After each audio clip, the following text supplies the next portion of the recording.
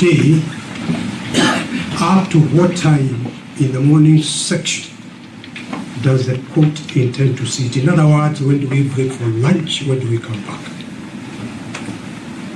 If we break for lunch at all, we are in your lordship's hands.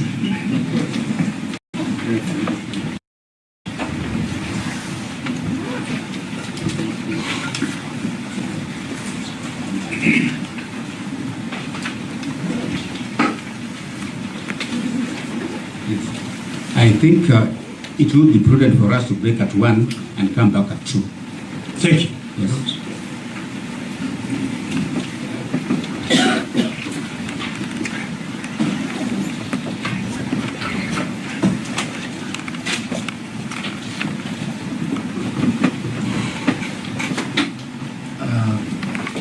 Senior Counsel Paul Gote, we would like to know how many will be addressing us so that we allocate time.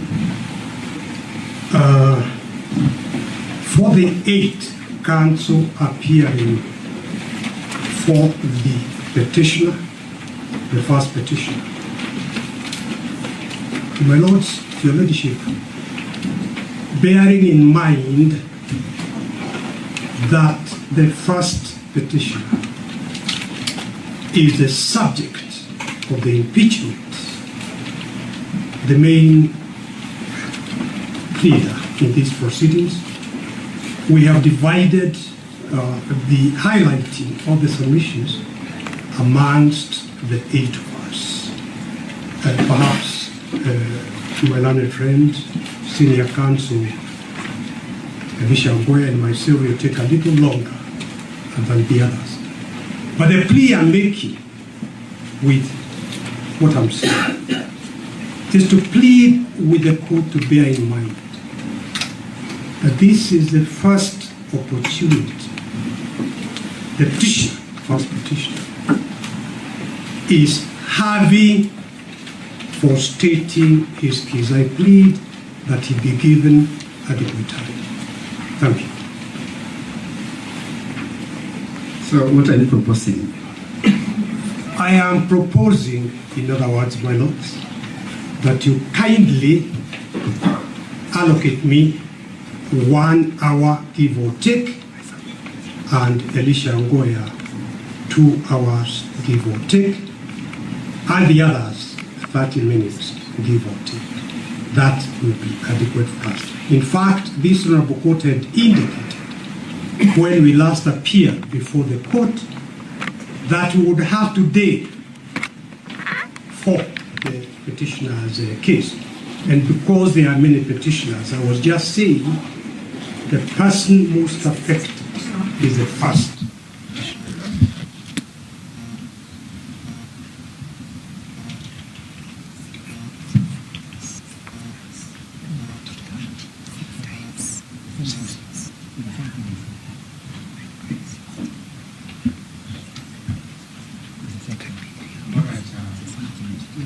My lord and my lady, on our part, the third petitioner would request to be given 1 hour.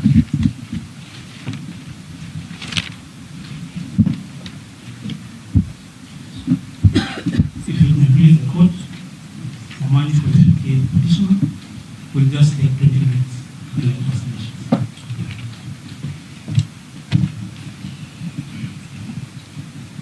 Lordships, between myself and my brother Sakimpa, will equally need 1 hour.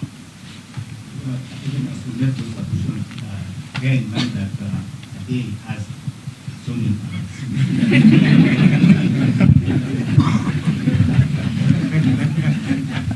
We endeavor to make it shorter. All right. I think we will proceed on the basis that we will give you as much time as humanly possible within a day. We agree. Hello? May I start, Your Honor? Yes. My lords, your ladyship, the court will recollect that when we last appeared before this noble court on the 24th of February 2025, I stated to this honorable court on record, on behalf of His Excellency that he was abandoning his prayer for reinstatement as Deputy President of the Republic of Kenya. Ring, ring. Who's To that end, Don't knock His me out. Excellency Rigathi Gachagua amended and Jesus served Christ is 2022. his We re-amended ring petition bells, darling. dated 13th of August 2025, in which further re-amended petition, he abandoned the prayer for reinstatement. I wish, again, my lords, your leadership, to reiterate that position on record. My lords, the prayers of the first petitioner are set out in prayers A to R in the said further amended petition, which, as I have said, is dated 13th of August 2025. The core of those prayers can be summarized as follows. One, the question, if this court agrees with our submissions, the question of the unconstitutional impeachment. Number two, payment of the remuneration he would have otherwise earned, plus, of course, all the benefits as per the law, plus damages. Finally, for the period of 2.5 years that His Excellency Rigathi Gachagua served as the second Deputy President of the Republic of Kenya, it is our submission that Article 151 of the Constitution is fully applicable, and I invite your Lordship and your leadership to have a look at that Article 151 when you retire. Briefly, my lord, impeachment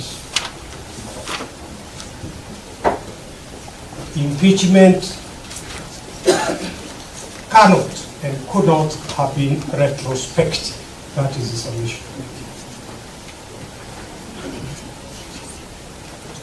My lords, your leadership, the petitioner, first petitioner, relies on the following documents. One, his further amended petition dated 13th of August 2025, the verifying affidavit thereto, and the annexures, which are in 9 volumes, dated 18th of October 2024. Number two, his bundle of authorities and case digest, dated 7th of October 2025. And number three, the first petitioner's written submissions, dated 7th October 2025, which submissions are the ones we are highlighting today before this noble court. My lords, paragraph 1 to 19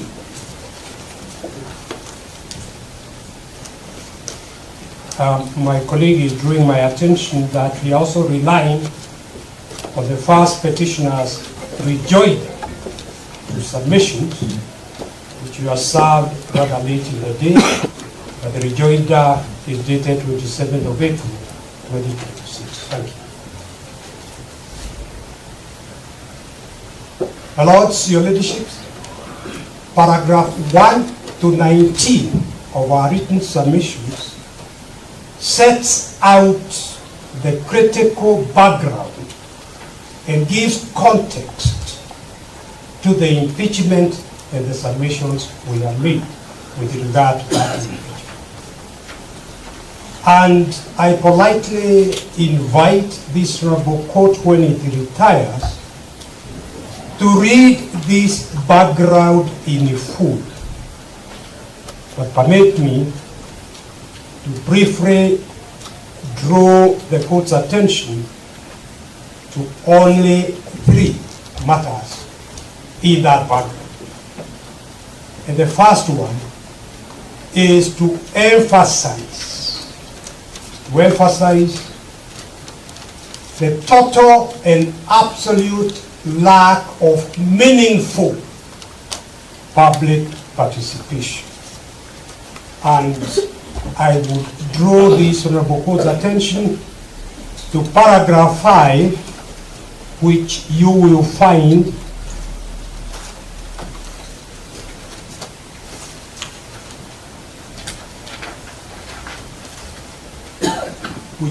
at page 7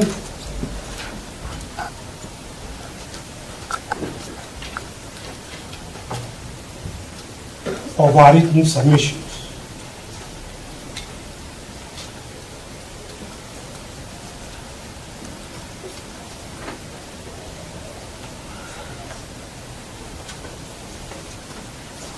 My Lord, page 7 of our written submission, paragraph 5, is what I'm briefly referring to. The National Assembly conducted a public participation exercise on the 4th and 5th October 2024. However, the exercise was not adequate or meaningful. The exercise did not provide the public, for example, with the Deputy President's side of the story. The public was only presented with the allegations made by the National Assembly. And our submission is that if there is going to be effective public participation, it was essential for the public to be presented with what the Deputy President was saying. But that was never done. In Nairobi, for example, in the county of Nairobi, the National Assembly public participation for the county of Nairobi, capital city. The public participation at the Bomas of Kenya was presided over by select ODM members of parliament from Nairobi County, who repeatedly asserted that the event was for invited guests only. Lord, it is our submission that that is a mockery of effective public participation under the Constitution. And you'll find what I'm saying in the exhibit, my Lord, in exhibit marked RG 5 in volume 6, page 757 to 758. And also exhibit marked RG 7 in volume 6, page 764 to 765. My Lord, the second issue I would like to highlight is the rush from the word go, that the entire process was conducted by the National Assembly through to the Senate, breakneck speed, lightning speed. And the question that arises is why this speed? And our submission is that the only inference that can be drawn, and we drew, and we invite this report to draw, is that there was a predetermined result that the National Assembly and the Senate were rushing to achieve. Technical perception that they were doing what the Constitution requires, when in fact nothing of the sort was happening. Lord, if you look at paragraph 8, 9, and 10 and 11, and they appear from page 8 of our written submission. Paragraph 8, the Lord, you see, the respondent, the third respondent, convened a session of the Senate on 8th October 2024, which then passed a resolution that the plenary would hear and consider, and I pause here to emphasize the word plenary, because both the Constitution and the standing orders of the Senate divide impeachment proceedings into stages: committee and plenary. And if the person to be impeached is to get any fair trial in the impeachment, the Senate cannot legally, constitutionally bypass the committee. It is the committee that accords an opportunity to the person to be impeached to be fully heard, not the plenary. And we will be highlighting our understanding, our interpretation of the law, that the rules of natural justice and on a correct interpretation of the relevant provisions of the Constitution and the standing order, it was not open to the Senate to bypass the committee of the Senate, where the law gives the Deputy President, the first petitioner, the opportunity before a smaller committee to fully present his evidence, be represented, and be heard. And the 10 days that later the Senate imposed itself on refer to the committee of the Senate, not to the plenary. Lord, paragraph 9, hearing before the Senate commenced as scheduled on 16th of October 2024, when the Honorable Mwengi Mutuse's evidence was fully discredited in cross-examination. In this Honorable Court, you'll be taken through all that with my learned friends here. Number 10, paragraph 10, on 17th of October 2024, that was on the second day of the hearing, the Senate allocated the Deputy President 2 hours to present his case. You will see, and you will be addressed, my lords, the fact that somehow the National Assembly was allocated 3 hours. Yet, the person that was being impeached was the Deputy President, not the National Assembly. Lord, all these and many more is evidence of clear bias on the part of the National Assembly, despite on the part of the Senate, despite the Senate being presided, and I must state this, by a speaker who I personally have the highest regard for as a professional.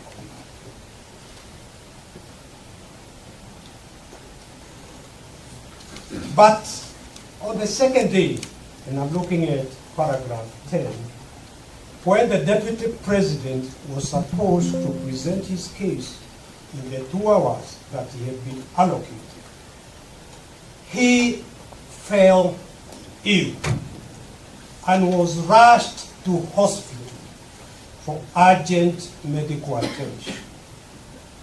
Rejecting the request for adjournment, the Senate voted to impeach the deputy president on 5 out of the 11 counts.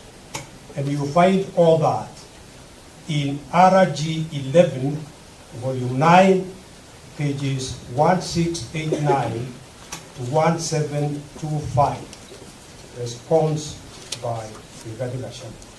And also RG 12, volume 9, pages 1752 to 1758, communication from Nigeria. My Lord, the third matter I wish to very quickly draw the court's attention to in this introduction background is the absolute failure for both the National Assembly and the Senate to address their minds to the threshold that the Constitution lays down for impeachment of a person elected into office by a plurality of votes. And here, my Lord, permit me to draw the court's attention to the fundamental distinction between presidential systems of government and parliamentary systems of government. In a parliamentary system of government, members of parliament are entitled and have the right to kick the prime minister out of office simply by passing a no confidence resolution. No one can question the members of parliament why they had lost confidence in the prime minister. There are many examples of parliamentary system. England is a parliamentary system.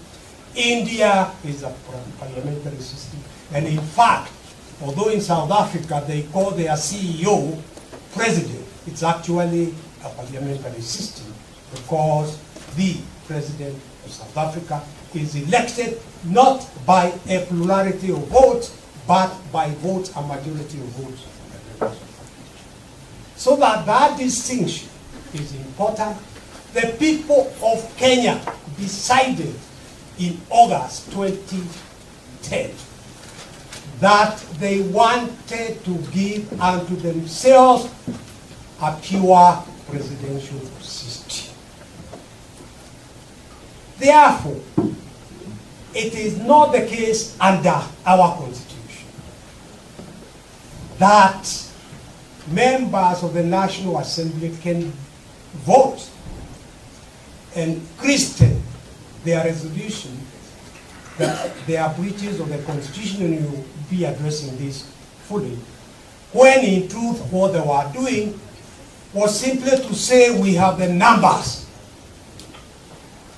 passing a vote of no confidence, not violation of the Constitution. That is not what is permitted in our Constitution.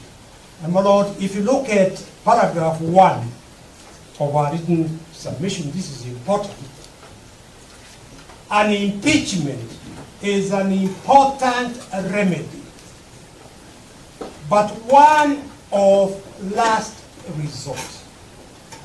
In other words, there must be no other way of dealing with the person being impeached. One of last resort. Let me pause here to emphasize, in the National Cohesion Act, currently headed by my friend Reverend Court, one of the charges leveled against the first deputy, the first petition, was making utterances that, strictly speaking, should have been reported to the National Integration Commission. If impeachment is a last resort, why was the deputy president being rushed to impeachment on matters in respect of which he could have been taken to that National Coalition Commission and even prosecuted? That was not respecting the important dictate in presidential system that impeachment is a last resort. It is one to be used where there is an injury to the people. Why is that? Because in a presidential system, it is the people themselves, through a plurality of their votes, who elect both the president and the deputy president. The remedy should be limited to only the gravest political wrong. This is because the person to be removed from office came to that office through a popular mandate. The will of the people should therefore not be overturned on flimsy grounds. In other words, what I am highlighting here is what the court says in the song called Moving Gideon Kyoko and another versus Nairobi City Council. So this is the judicial interpretation that is being accorded in respect of presidential system. It must therefore be shown that the wrong committed by the official proposed to be impeached cannot wait to be corrected through the ordinary electoral cycle. There should therefore be a clear nexus between the alleged wrongs with the public trust bestowed on the governor, in this case the deputy president. It is incumbent upon the High Court, and this is important, it is incumbent upon the High Court to determine if the facts in support of the charges against the deputy president meet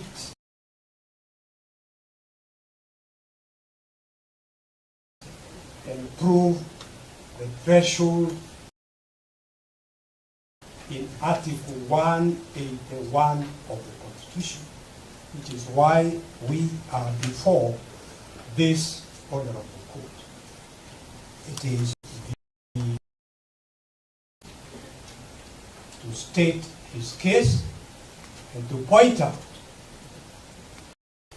the lack of that high standard of gross violation of the Constitution or other written law that the Constitution prescribes.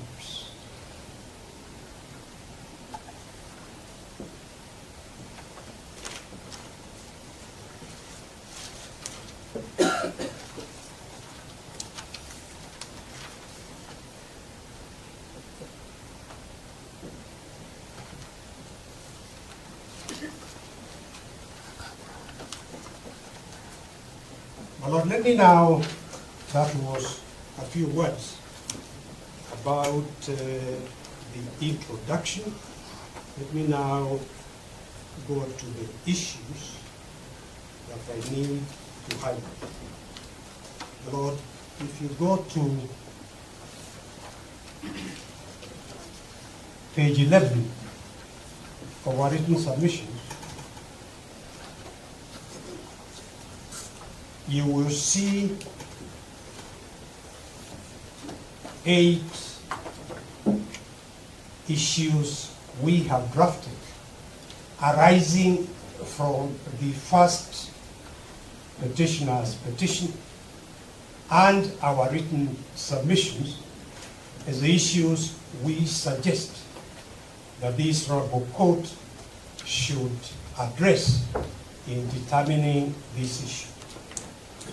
My Lord, those 8 issues are the ones we have divided amongst ourselves as council, appearing for the deputy president to be addressed by each one of us. My Lord, we will avoid as much as possible not to be repetitive, but there will be different dimensions to each of the issues that will be addressed by different countries. My Lord, the issues I want to address in those issues listed in paragraph 17 are one, or rather A, whether the motion at the National Assembly met the constitutional threshold 5 and whether there was adequate public participation.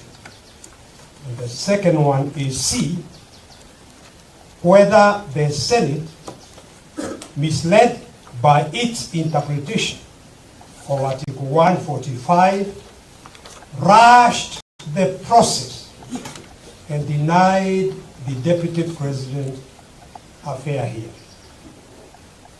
And it is our submission, very critical submission, as we shall be seeking to do here, that the Deputy President was denied a fair hearing. And a fair hearing is cardinal in our administration of justice from time immemorial, even prior to the 2010 Constitution. And the third one is whether the overnight clearances for the replacement Deputy President evidenced a predetermined process compounded by the violations, whether that was unconstitutional. My Lord, your leadership, the motion by the National Assembly was defective and failed to meet the constitutional threshold. First, the allegations and evidence in the impeachment motion at the National Assembly simply did not meet the constitutional threshold of Article 145(1). And you will find that in Exhibit RG1, Volume 1, page 2 to 41, which is the motion. My Lord, in Martin, Nyaga, Wambora, and 3 others, the Court of Appeal held that the facts that prove gross violation must be proved before the relevant constitutional order. My Lord, your leadership, my learned friend Dave Wanjiru here, and myself had the privilege of arguing the Wabora case. It is a high standard in presidential systems. Not each, and you'll find that in the Wabora case, our Battle of Authorities, paragraph 45, pages 45 to 46. Not each violation of the Constitution amounts to gross violation. No, the drafters of the Constitution could have said violation of the Constitution or other reasons. No, they didn't. The word gross must carry the true intention of the drafters of our Constitution. This is the Court of Appeal in the Wabora case saying not every violation amounts to a gross violation. The charge must expressly state that the alleged violation is gross and give particulars of the alleged gross violation. Whatever is alleged against the governor, in this case deputy governor, may I say, not just the deputy governor, the law that this honorable court will be laid down or reiterate will apply to the impeachment of the president himself. It's very weighty issue that this court is asked to confront. Whatever is alleged must be serious, substantial, and weighty. There must be a nexus between the person to be impeached and the alleged gross violation of the Constitution or any other written law. The charges framed against the governor or deputy president of the president and the particulars thereof must disclose a gross violation of the Constitution or any other written law. D, the charges as framed must state with a degree of precision the article or articles, even sub-articles of the Constitution or the provisions of any other written law that have been allegedly been grossly violated. Here, my lords, in the case before this honorable court, the allegations were vague,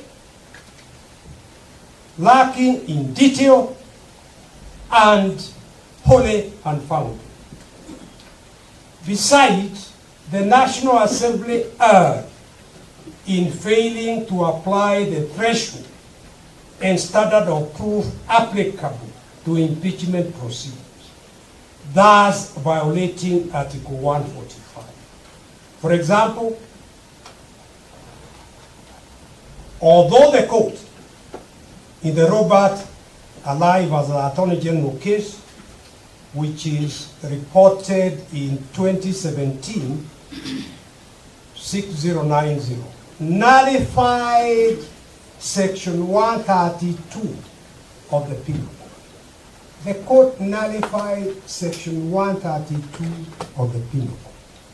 5 years before the Deputy President's election to office, ground 8 of the impeachment motion alleged that the Deputy President had violated that nullified law warranting his removal from office. By impeaching the Deputy President on the basis of a section that had been nullified by this court, what seeking no was the National Assembly sending to the public who had elected the Deputy President with over 71 million votes. This is demonstrative of the casualness of the National Assembly in performing a very important duty imposed by the Constitution of impeachment. My Lord, you find that authority, paragraph 62, allied case, pages 62 to 63. And although Article 145(1)(b) only applies where there are serious reasons for believing that the Deputy President has committed a crime, in ground 8, the National Assembly resolved to impeach the Deputy President for, among others, violations of an nullified law. The National Assembly then informed the Speaker of the Senate of that resolution, finding that the charge of violating a repealed law had been substantiated.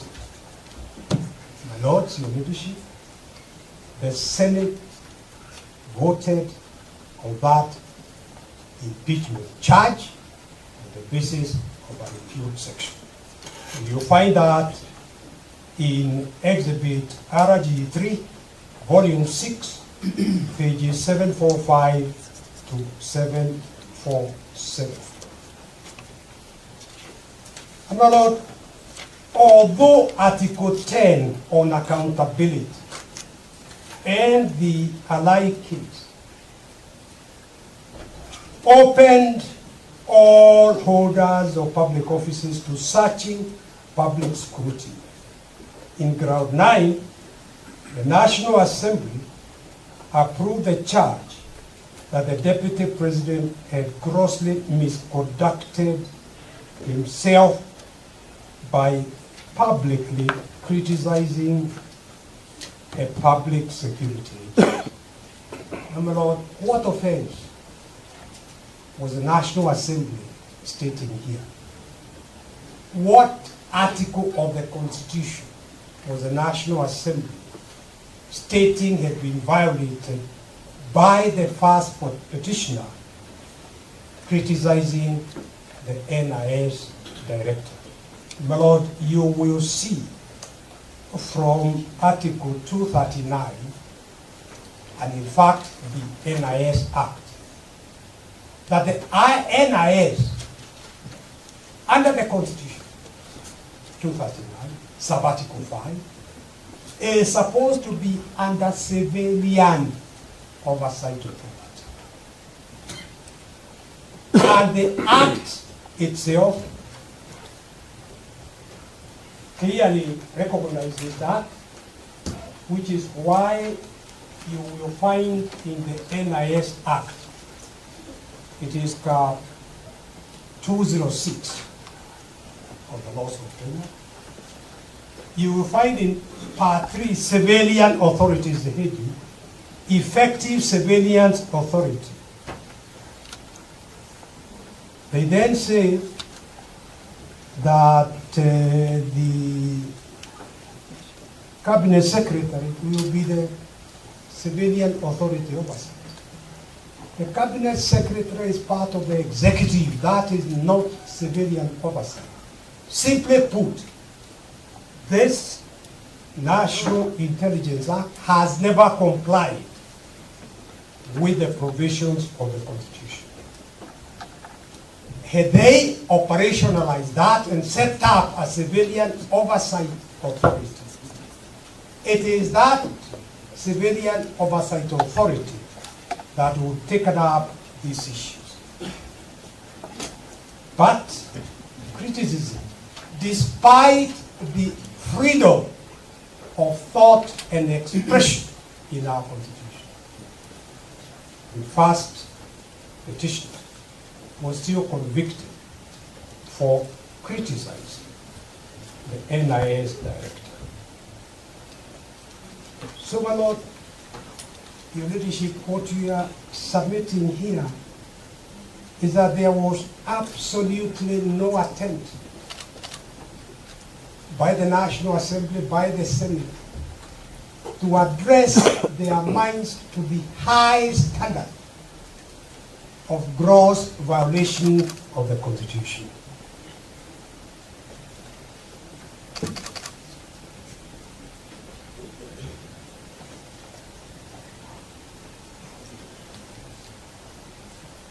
My Lord, Ground 5 accused the Deputy President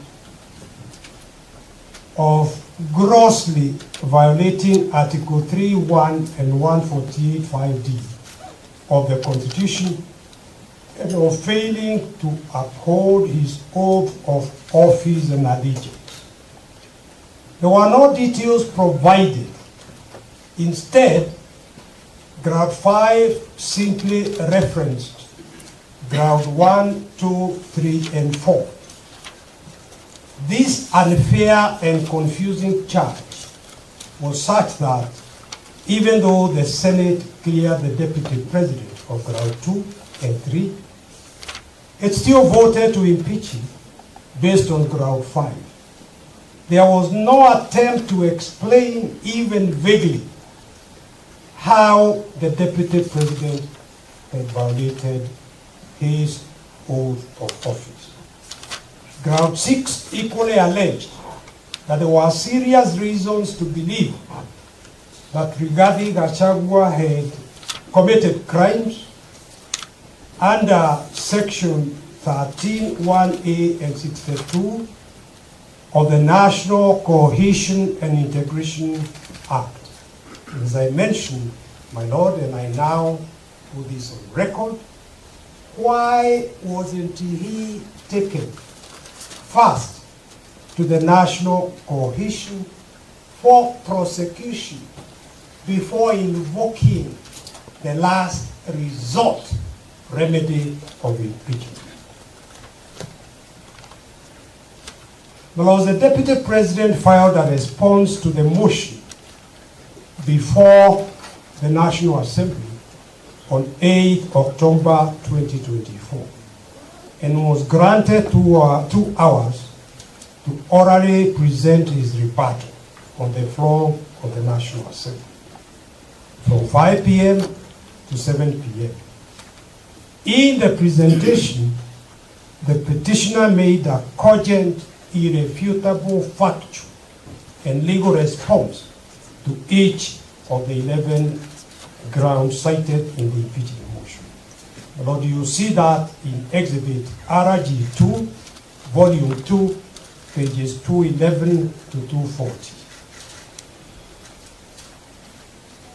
For instance, concerning the claim in Ground 8 that the Deputy President had acquired property and wealth estimated at 5.2 billion Kenya shillings from proceeds of corruption and money laundering, the Deputy President explained that no valuation had been done, so where the National Assembly, Honorable Wengi Mutuse, got 5.2 billion is anybody's guess.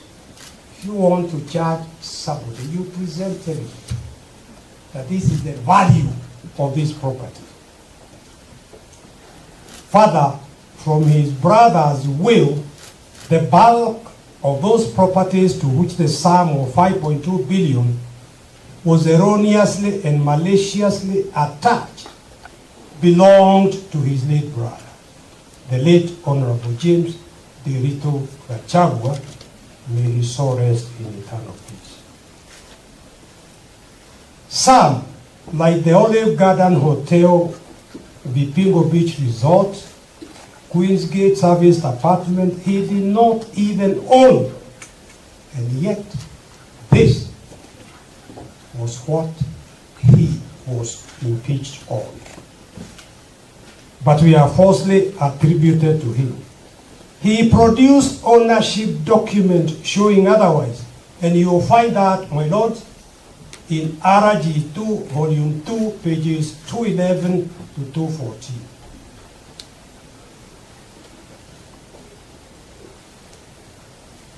Lords, although the mover of the motion listed that the 2 companies associating them with the petitioner, first petitioner, alleging that they had been used to massively launder money and conceal proceeds of crime, of corruption, and benefit from influence peddling, there was not a scintilla of evidence to support or prove those allegations.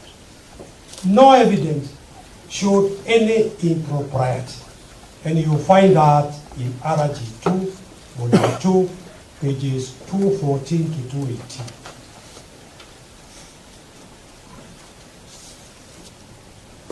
The Speaker of the National Assembly, again, a good professional colleague who I respect, did not direct the members to the threshold test, the appropriate standard. Hence, the resolution was passed in proceedings conducted as a vote of no confidence, rather than a critical step in impeachment proceedings to alter the sovereign will of the people. And you'll find that as message of the Senate, number 025 of 2024, approval of special motion, RG3, Volume 6, 745 to 745. Equally, the National Assembly's decision of 8 October 2024 was invalid on the grounds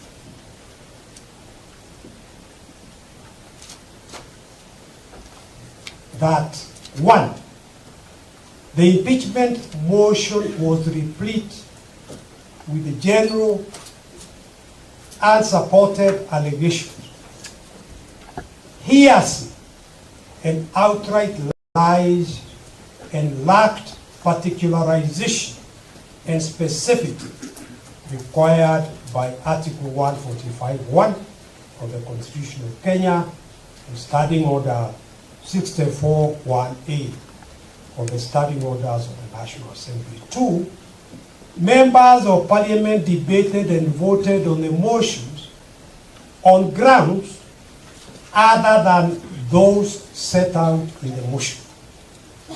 The impeachment was converted into a vicarious assault on family rather than investigation of constitutional violations by a public servant. Members of Parliament, let me skip that and go through the next one.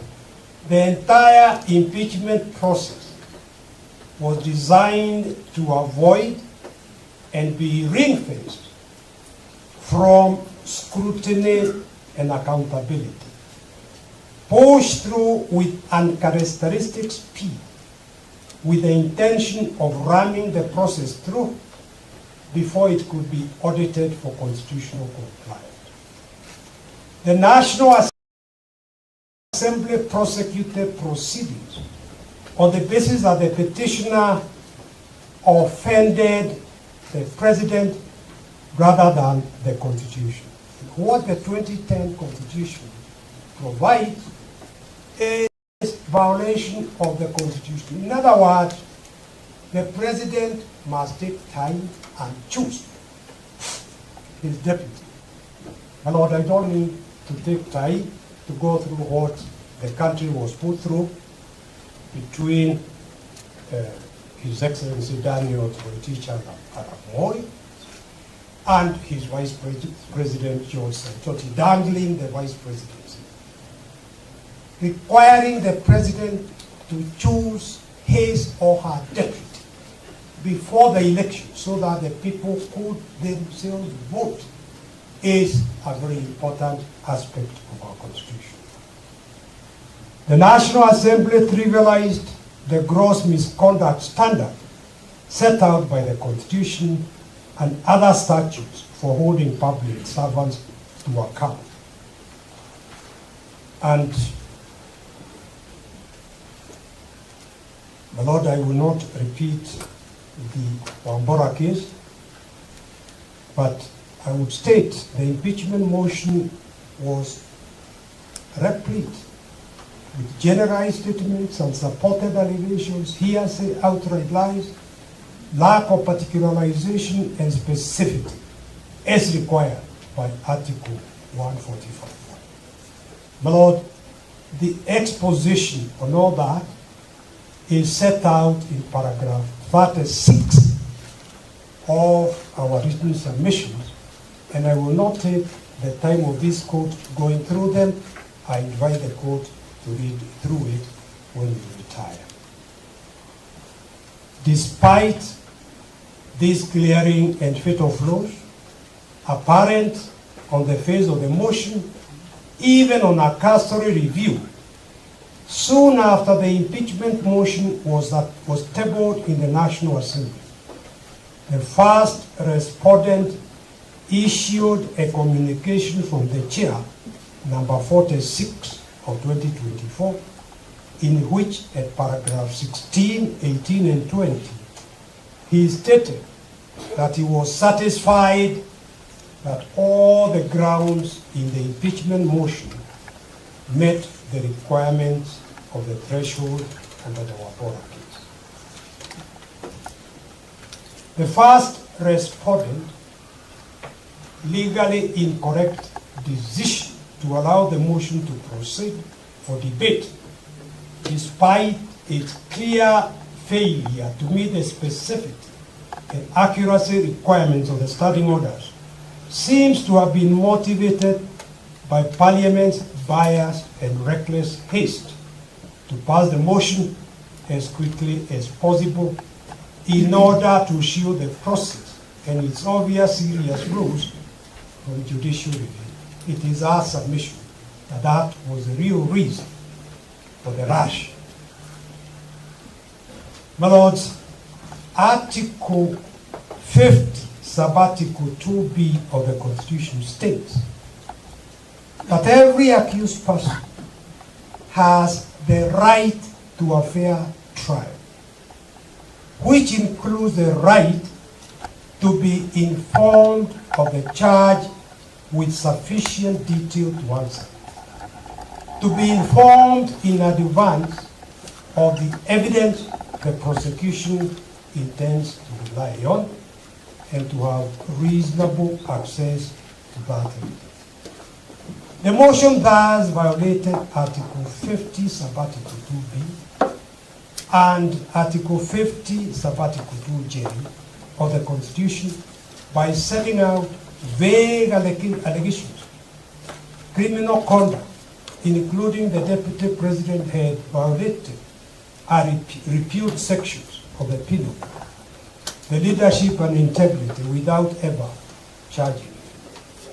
Overall, the impeachment motion of the first respondent's communication from the chair was thus incapable of invoking the National Assembly's mandate under Article 150 as read with Article 145. In other words, you will see all that in RG 1, Volume 1, pages 2 to 41, and RG 8, Volume 7, page 969 to 976. So, my lord, that is all I wish to say about A. Let me very quickly move to C.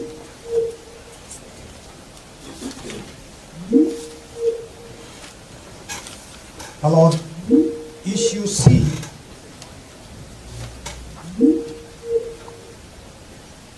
is there a problem with the gadget? Saying hold of. I'm listening to the gadget. My lord, issue C is whether the Senate. Do I need to remind you about time? Only another 10, 15 minutes. You have barely 5 minutes. Yes.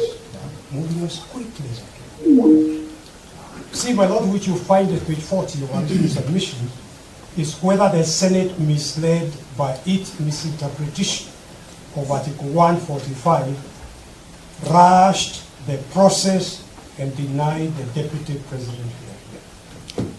The Senate, my lord, recognizes the right to a fair hearing in considering a petition for removal of a person from office because they say so in their standing order number 81, the right to appear before the committee, the relevant committee.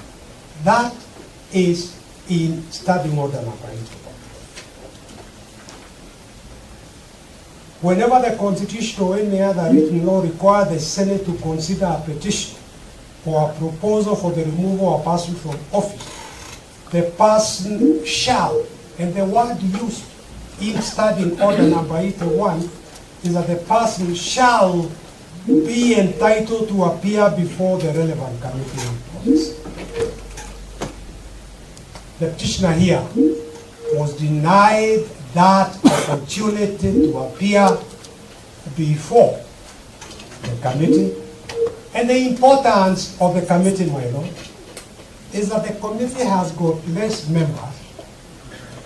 The law gives the subcommittee 10 days to investigate. And therefore, the Deputy President would have been able to appear before that subcommittee with his evidence, with his lawyers, and would have been able to argue. By bypassing the the setting up of that committee. And assuming that the 10 days related to the plenary, which they did not, the Deputy President was denied a fair trial.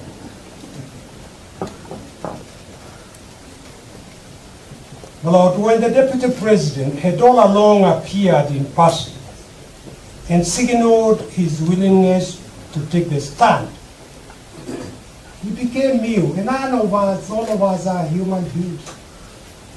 My Lord, illness does not come knocking. One is just taken ill. And he was taken ill after very stressful, strenuous proceedings. National Assembly, and the first day in the Senate. Lord, it's a very stressful situation for the Deputy President to be deprived of that position to which he had been elected by over 7 million people.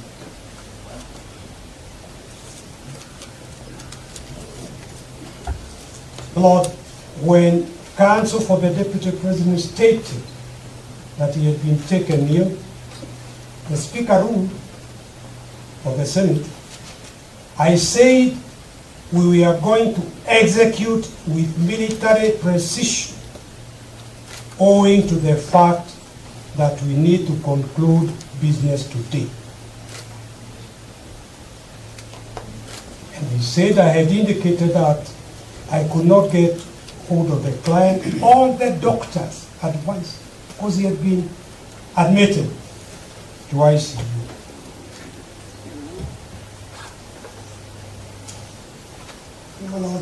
First, the 10 days did not apply to the Senate. That was a misreading of the Constitution in the law. But secondly, there was time we were requesting adjournment up to Tuesday to see about the Deputy President improvement. But the Speaker said they could only adjourn up to Saturday. His proposal for adjournment to Saturday was shut down by the senators voting and saying they would not allow adjournment even to the following. And no reasons were given for rejection of an adjournment to the following day, Saturday.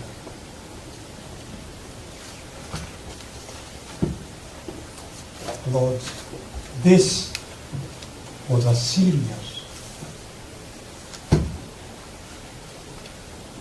violation of the rules of natural justice. Lord, adjournment by the Senate is discretionary, but like all discretionary power, the discretion is to be exercised objectively, judiciously, and upon reason, not arbitrarily, capriciously, or on whims. Here, falling ill on the second day of a grueling 2-day hearing, the Deputy President sought a 3-working-day adjournment to Tuesday, 22nd October, to enable him to recover and appear for cross-examination. The Senate defeated that proposal to adjourn until Saturday to see if the Deputy President had recovered. Egged on by the National Assembly, the Senate insisted on proceeding in the Deputy President's absence. My Lord, you will see at paragraph 83 of our written submission the case of the then Major General Peter Kariuki versus Attorney General. It is number 3. It is paragraph 3, page 250 in our banner, where the Court of Appeal said the appellant's request for a 3 working day adjournment, 3 days adjournment, to instruct counsel was denied. He had been held incommunicado without access to a lawyer for over 147 days. He had less than 10 hours in total, and in a prison setting to instruct his lawyer to prepare his defense. Overturning the court-martial decision denying the adjournment, the Court of Appeal explained, it must never be forgotten that the right to an adjournment to enable a party to adequately prepare his or her case in a criminal trial is underpinned by no less an instrument than the Constitution. The authorities cited above relate to exercise of discretion to grant or refuse an adjournment in a civil dispute. We are of the opinion that although the same principles are relevant in respect of application for adjournment of criminal trials, nevertheless, because of the constitutional basis of that right, the potential impact on a citizen's liberty, the court is obliged to be more circumspect in rejecting an application for the adjournment and to specifically consider whether denial of such a right guaranteed by the Constitution would result in miscarriage of justice. And there are very many cases cited, even in the common law. My Lord, again,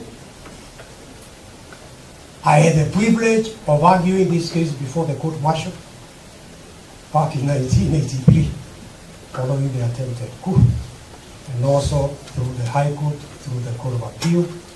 The conviction by the court-martial was quashed on the basis that Major General Kariuki, the commander of the Air Force, had been denied a fair trial. My Lord, in the interest of time, I was going to highlight the speed with which the whole process from the word-go all the way through was done, but including the rest of it. But I invite the court to read our written submission. I only mention that after hearing the Deputy President on the 8th of March, finishing at about 8 p.m.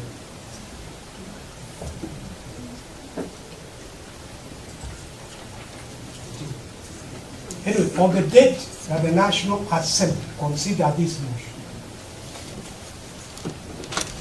they voted to impeach close to 9 p.m. The normal working hours are daylight hours. How is it that the National Assembly could not even wait for the following day to transmit their resolution to the Senate? You know, it was transmitted at night.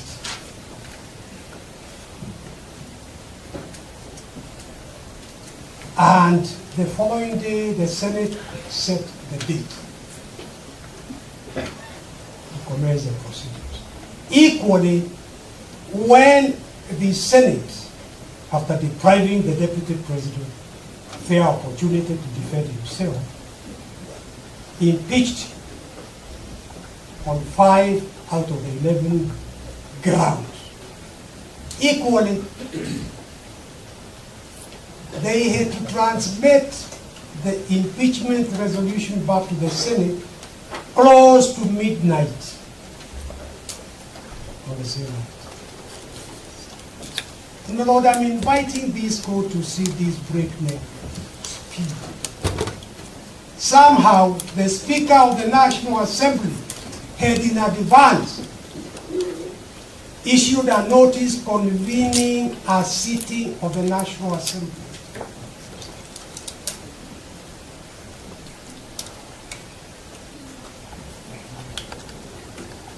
On a Friday, which is not a normal sitting day. Any thinking person will wonder how the Speaker of the National Assembly, a good friend of mine, senior counsel, how was he able to anticipate the likely decision of the Senate in advance? And above all, although the resolution of the Senate was being transmitted back to the National Assembly after midnight, between midnight and the following day, His Excellency the President had time during the night to get clearance for the person he wanted as his deputy president from the ethics and anti-corruption, from KRA, from the Electoral Commission. These are public institutions. In fact, the Electoral Commission did not even have commissioners to make a decision clearing the choice of the deputy president. But I mentioned this to demonstrate the unholy rush. I invite this court to see through the smoke screen cotton thrown about by the National Assembly and the Senate to confuse issues. They were merely saying we have the numbers. There was no attempt to address serious violations of the Constitution. Lord, I hand over to Morgan.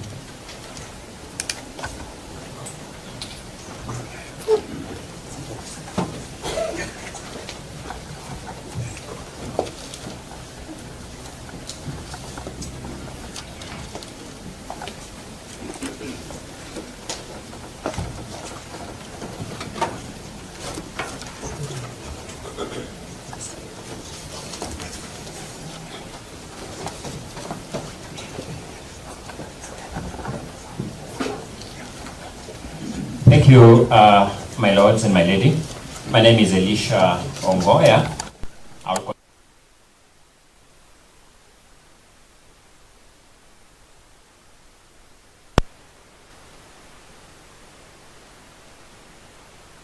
Number one, I have reflected on a number of unjust trials in human history. The trial of Sir Thomas More, the trial of Socrates, and even the trial of Jesus Christ.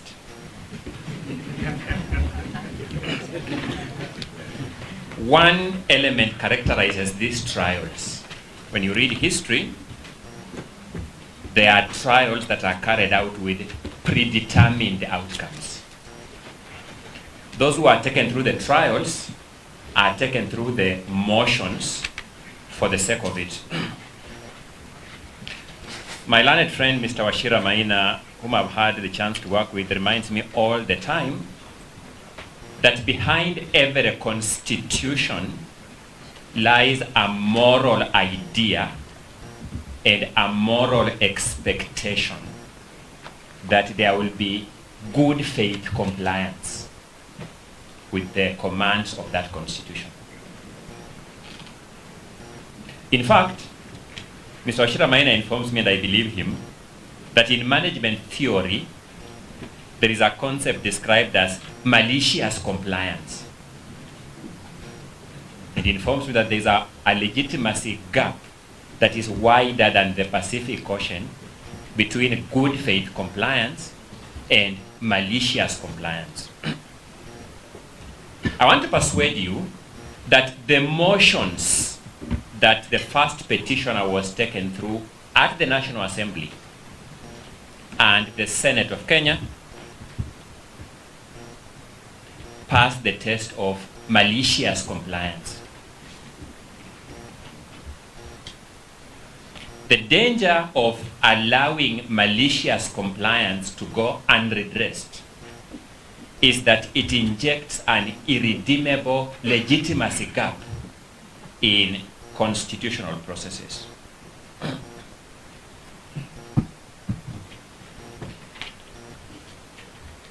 The second inspiration that I wish my lords to bear in mind as you determine this matter was set out by the Court of Appeal of Kenya in the case of Martin Nyaga Wambora and 3 others versus the Speaker of the Senate and 6 others. This matter traversed our entire superior court system.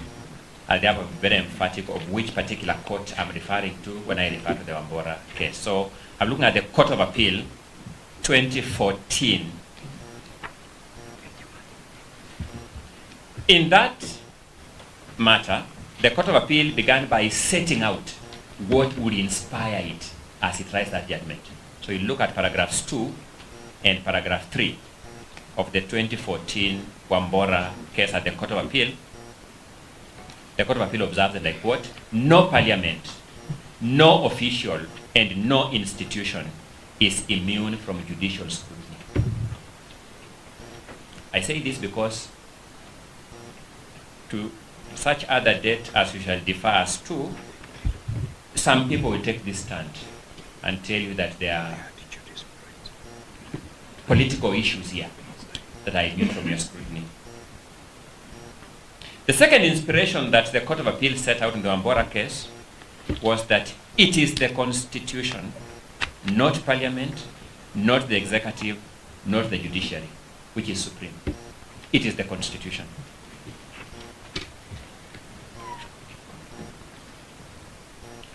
I stand here to canvass one substantive question, a continuation of the threshold concerns surrounding the motion, particularly as eventually approved by the Senate.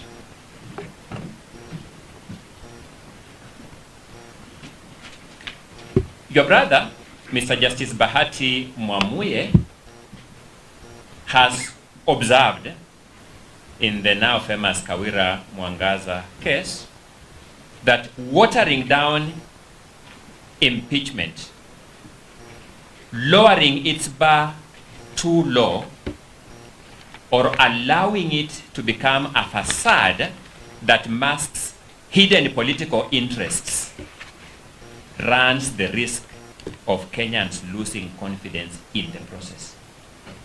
That's the big risk that our constitutional order is subjected to if we allow what happened in this country, culminating into the resolution of the 17th of October 2024, to stand. It's a threat to confidence in our constitutional democracy itself. Allow me just to reiterate one question that has bothered me, and my learned senior colleague, Senior Counsel Paul Mwita, has touched on it. On 17th of October 2024, when you go through the Hansards of the Senate that I will draw your attention to in a short while,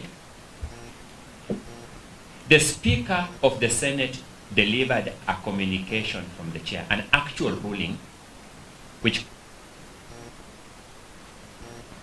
informed the members that the first petitioner was in fact indisposed and not available to be heard as guaranteed by law.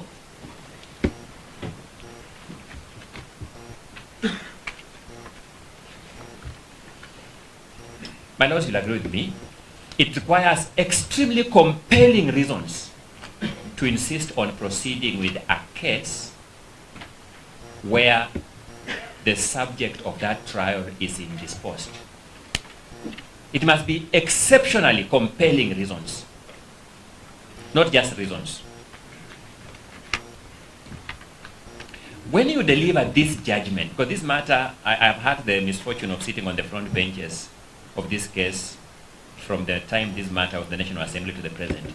This question has disturbed me as a role player in the justice, law and order sector. That the Senate of Kenya, even after the Speaker erroneously, and I use the word erroneously, advisedly, because my learned colleague, Mr. Dudley, will take you through the timelines for impeachment in Article 145, as read that one for the Constitution. But even after the Speaker erroneously said, we have a timeline of Saturday. They had no such timeline, but the Speaker said so. The senators voted to deny the Deputy President the benefit of those 2 or 3 more days without giving any reason. I would want to read in your judgments, my lord and my lady, through what logic this court will allow that decision to stand, if no other decision, that particular one. That for no reason, we are not saying the heavens will come down falling. We are not saying the country will be subject to any external attack.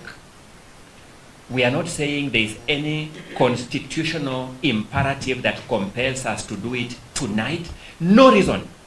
They simply said, we will not give him the benefit of those 2 days that the Speaker has said we still have. Let's go on record. The Speaker too was wrong. But there may have been some veneer of good faith. If they had said it's okay, because we have 2 days, let us give him the 2 days for whatever it is worth. They said, even that, we are not going to give it to him.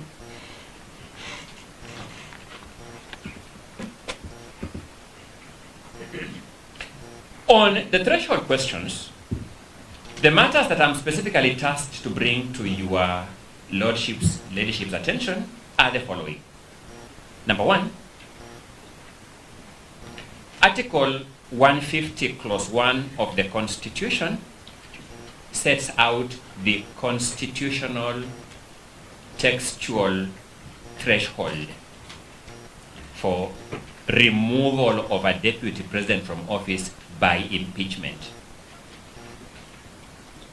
And it says is on the grounds of gross violation of a provision of the Constitution or any other laws.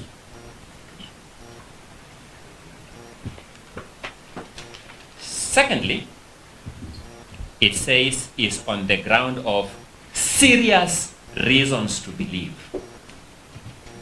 that the deputy president has committed a crime under national or international law. Serious reasons.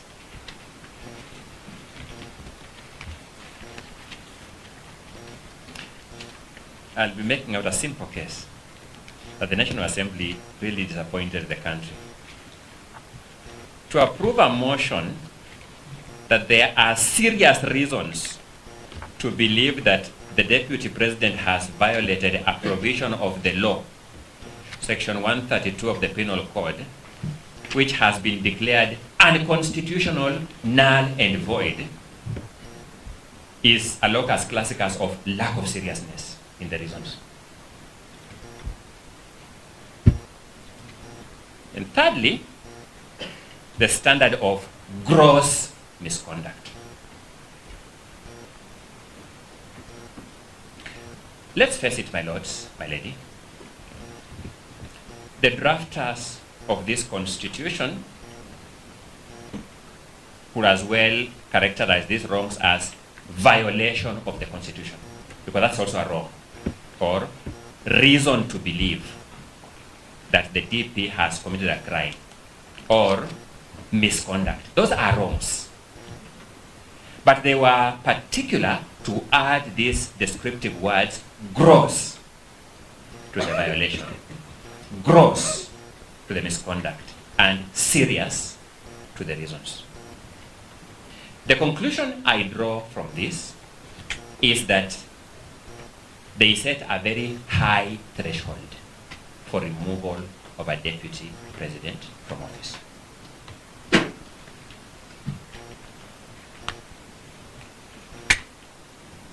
Our courts have followed cue. I would start with the Supreme Court sample 2 decisions there, go to the Court of Appeal, sample 1 decision there, then go to the High Court and sample 1 decision there. From the Supreme Court, the decision of Sonko versus the County Assembly of Nairobi City and 11 others. Yes, yes, we do. Yes, we do. Correct. Okay. I'm highlighting, my lord, so I was avoiding reading them. So I'm drawing simply because if I have to take you through the pages, then it means I have to actually take you through the submission themselves. I'm just highlighting salient aspects of those submissions so that we save on time. Thank you. So that in Sonko versus the County Assembly of Nairobi City, I beseech this court to look at paragraph 161 of that judgment.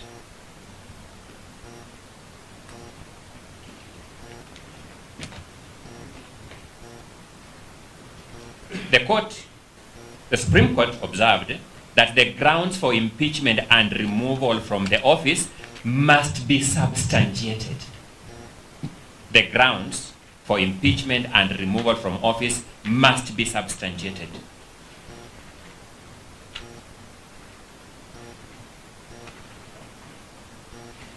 It means, my lords and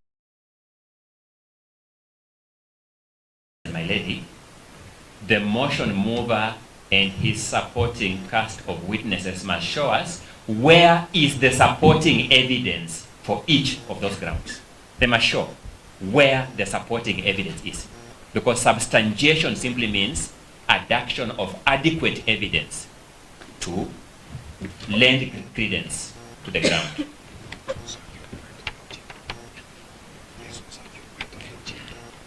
The Supreme Court then sets the standard as what has now been called the intermediate standard. Not so low as to be on a balance of probabilities, and not so high as to be beyond reasonable doubt.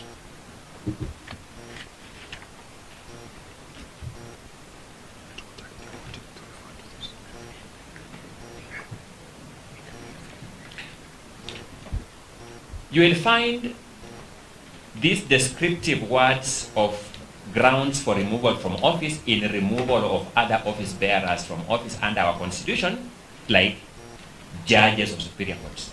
They'll be removed on similar grounds.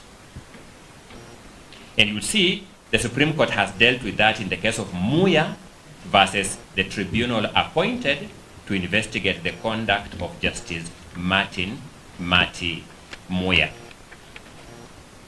Judge of the High Court.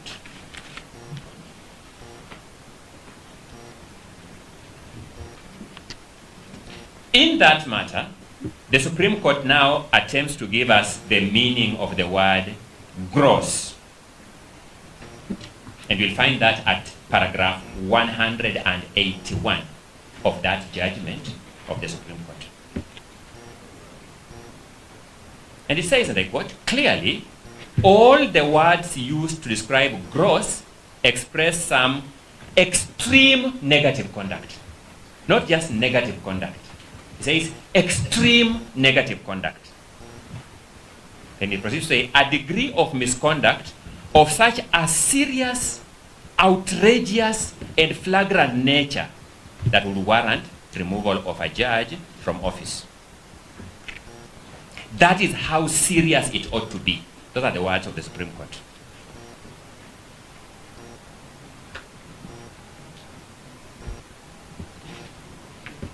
So, the Court of Appeal, I have already observed, sets that standard in the Martin Nyaga Wambora and 3 others. I'll just refer you to paragraphs 42 through 45 of that judgment. But there is something else that I want us to draw from the Martin Nyaga Wambora case.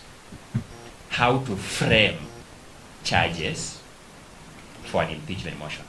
Because the Court of Appeal also dealt with that question.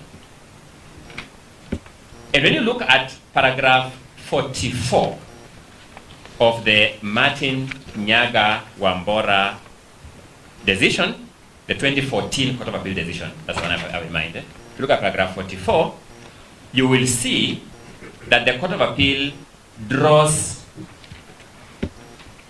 similarities in drawing charges for an impeachment motion to drawing criminal trial charges for court.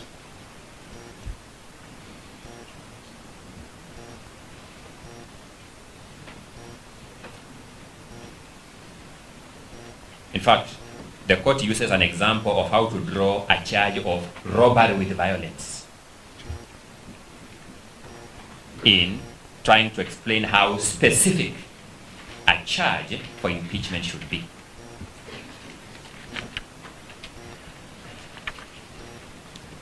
I say this because in drawing criminal trial charges, there is a wrong in framing charges called multiplicity of charges, and I'll show you how that wrong applied in the trial of His Excellency Rigathi Gachagua. Then finally, for the High Court jurisprudence, I will refer you to the High Court decision in Honorable Mike Sonko Mbuvi, Gideon, and Okia Omtata versus the Clerk, Nairobi City County Assembly. These were two consolidated petitions.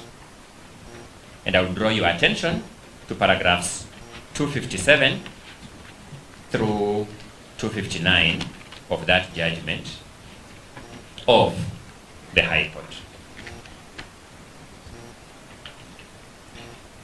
For ease of reference, I will refer you to the various aspects of the impeachment motion that is in volume number 1 of the petitioner's document from pages 1 to 209. Look at that volume. And I'll refer you to the Hansard proceedings of the Senate. You'll find the Hansard proceedings of the Senate in the documents filed by Mukele Moni advocates in the CTS that are labeled Parts 5 and Part 6. Part 5 and Part 6. In Part 5, you'll find the Hansard of 16th October 2024. Then in Part 6, you will find a continuation of the Hansard of 16th October 2024 and the Hansard of 17th October 2024. That Hansard is also referred to in the affidavit of my very good friend Jeremiah Nyegenye as Annexure JN 10 at paragraph 31 of that affidavit, which was sworn on 21st October 2024.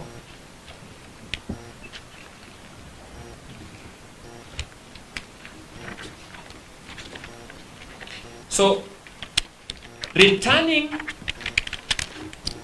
to the question under scrutiny from my end, I would invite you to look at page 59 of the Hansard of 16th October 2024. This is now the page of the Hansard itself, not the page of the bundle, because my learned colleague, Mr. Mukele, did not paginate the full bundle. So you look at the page of the Hansard itself. Something very interesting happened. I want to paint the picture so that I abridge on time. Before the trial of His Excellency Rigathi Gachagua at the Senate issued a trial schedule, a schedule of the proceedings. The National Assembly had given the Senate a list of 5 witnesses. His Excellency, the Deputy President, had submitted his affidavit alone as his own witness. So the DP side had 1 witness, being the DP only. The National Assembly presented 5 witnesses. When the schedule came, The schedule gave the TP's team 2 hours to cross-examine the 5 witnesses of the National Assembly and 3 hours to lead the evidence in chief of the Deputy President. The Deputy President's team took the view that it did not need 3 hours to take their witness in exam in chief. This is their own case. They suggested to the Speaker that we need these 3 hours for our exam in chief and perhaps the 3 hours for our cross-examination of the National Assembly witnesses and perhaps the 2 hours for our exam in chief. So we are not taking any more time of the Senate. We're just reordering our own time, the one you have given us. At page 59 of the Hansard of 16th October 2024, the Speaker dismissed that literally by wave of the hand. I mentioned three significant trials that have shown me that when these kind of things happen, it means there is malicious compliance. We are simply going through the motions. No one is asking for the Senate any more time. We're just saying of the time you have allocated us, we have a lot more duty in cross-examination. Give us more time towards that. We have lesser duty in exam in chief. From our own time, give us less time on that. It is judicially noticeable that the Speaker of the Senate is a lawyer of many years standing. It cannot be that he didn't understand the injustice inherent in the disproportionality in that time allocation. It cannot be he didn't understand. He understood it by virtue of the trust bestowed upon him as a trained lawyer. He breached that trust.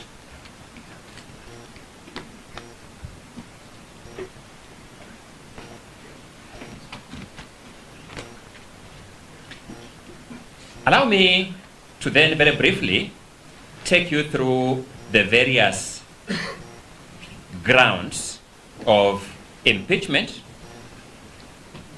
as set out in the motion and the evidence, what the evidence revealed in respect of each of those grounds.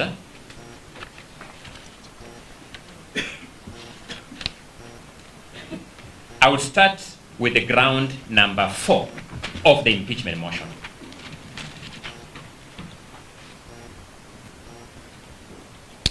The particulars of that ground will be found at paragraph 34 of the motion itself. The particulars of ground number 4 will be found at paragraph 34 of the impeachment motion.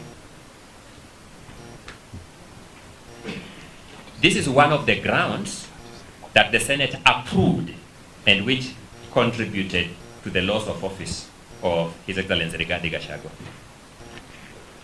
The particulars state that the Deputy President made a scathing public attack against the Honorable Lady Justice Esther Maina, Judge of the High Court of Kenya, and falsely threatened to file a petition against the said judge in gross violation of Article 160, Clause 5 of the Constitution.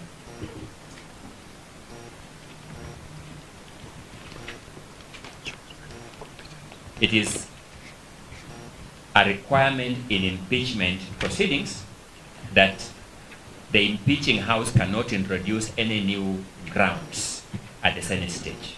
They are held to account on the grounds as approved by the National Assembly.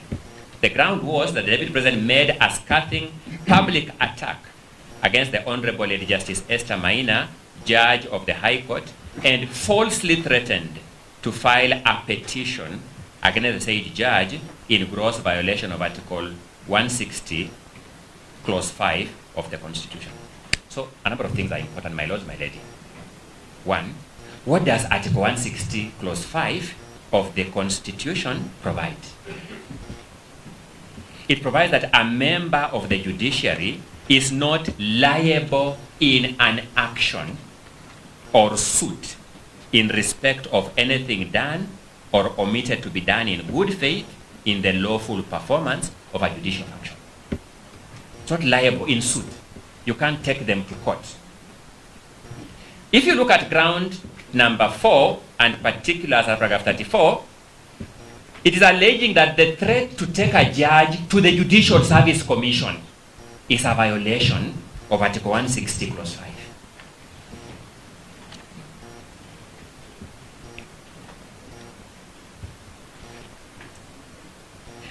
I wonder, their lawyers are here, they will tell us.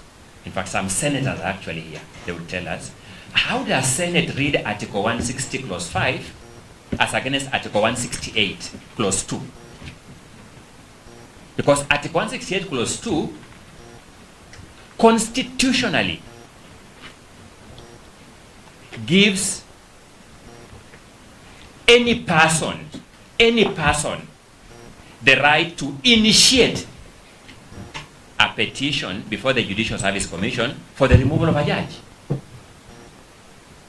So if you state that you are going to pursue an Article 168 clause 2 process, how can that be a violation of Article 160 clause 5?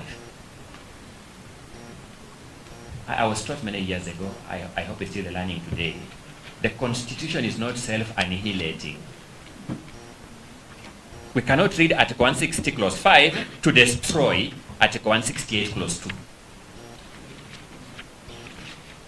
So that the National Assembly brought a case to the Senate that a claim by the Deputy President that he is going to file a petition against Justice Esther Maina is a violation of Article 160 clause 5. The Senate approved that ground for removal of the Deputy President.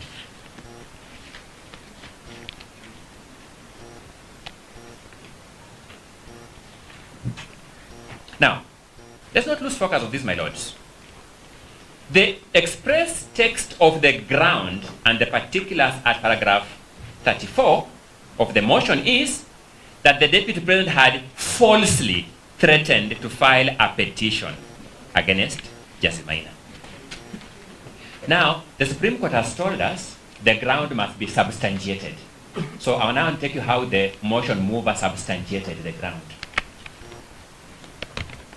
If you look at page 60 of the Hansard of 16th October 2024, it's on the attached to the affidavit of Jeremiah Nyegenye as Annex JN10.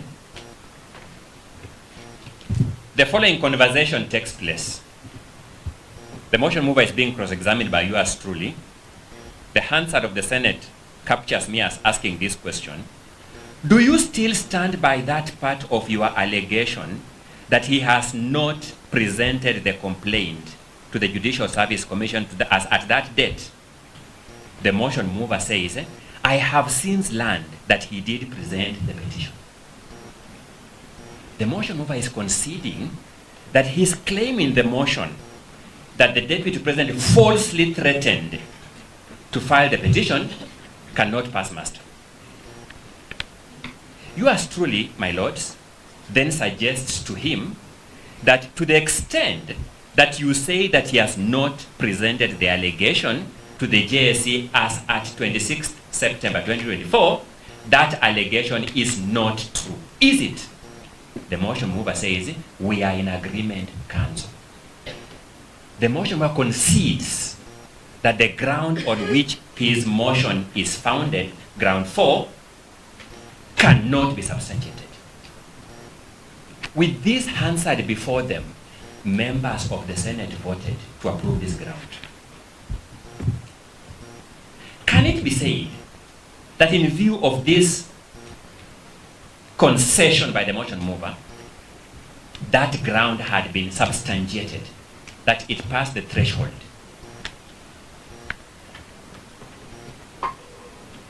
The third aspect I want my lords to reflect on when you retire, you can answer this question either way. Some of us enjoy reading these judgments either way. But I want direct answers to these questions. A judge has had a case and delivered a judgment and become functus officio. Can a verbal criticism of the manner in which that judge conducted herself in that case constitute a violation of the decisional independence of the judge. That's what the ground said. It said gross violation of Article 161 of the Constitution on the institutional and decisional independence of judges. Can a verbal criticism of a judge because of a decision she has already rendered and become functional official amount to a threat to the decisional independence of that judge? Which decision? She has already rendered the decision. I submit to you, my lords, that it is actually good democratic practice to subject judicial decisions to heightened scrutiny. It is good practice. It grows judicial accountability. And therefore, what the Senate did by approving this ground was a clawback on an important democratic practice of enhancing judicial accountability.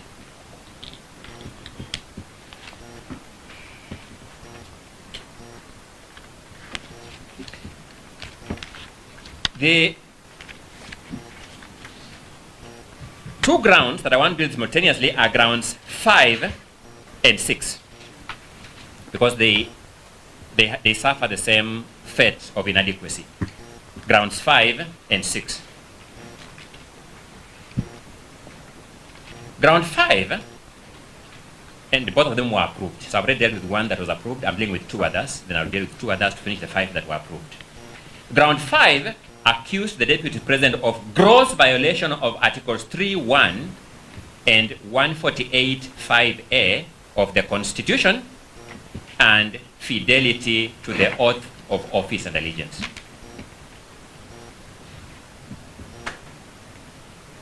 Then ground 6 provided that the Deputy President, that there were serious reasons to believe that the Deputy President had committed a crime under sections 13(1)(a) and 62 of the National Cohesion and Integration Act. Those were the two grounds. So, a ground must be supported by particulars. That's what the Supreme Court has said. Then the particulars must be substantiated.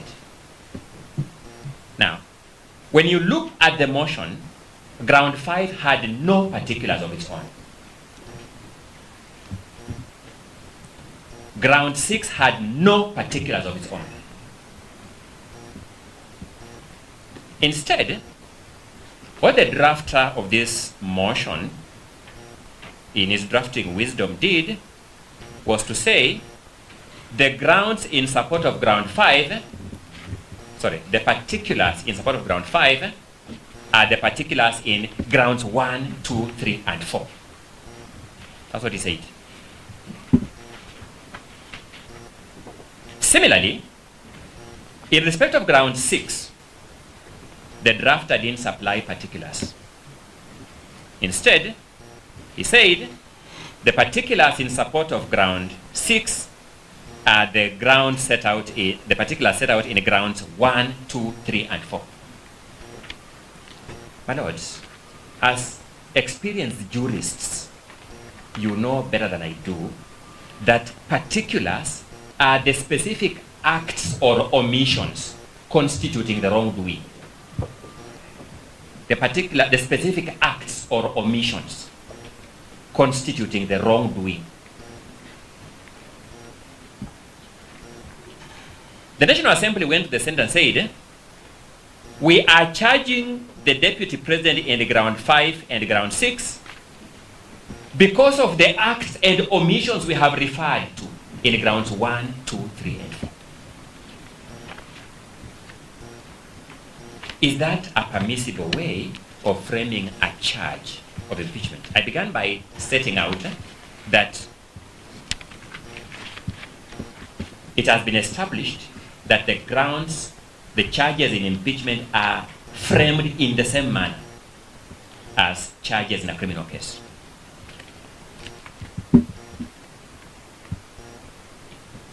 This court, the High Court rather, has held in 3 different cases.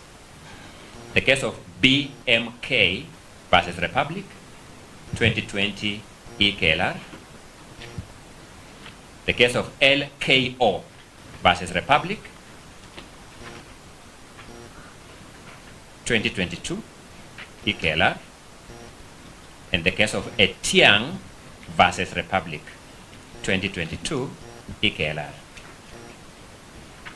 I'll just refer to one because they make the same principle. Justice Ongudi said, and I quote, "The problem I find in the charge sheet is one of multiplicity of charges." Then she defines multiplicity. Multiplicity in a charge sheet arises from charging of a single criminal act as multiple separate counts. This may result in violation of the right of an accused person under Article 50, Clause 2, Paragraph O of the Constitution.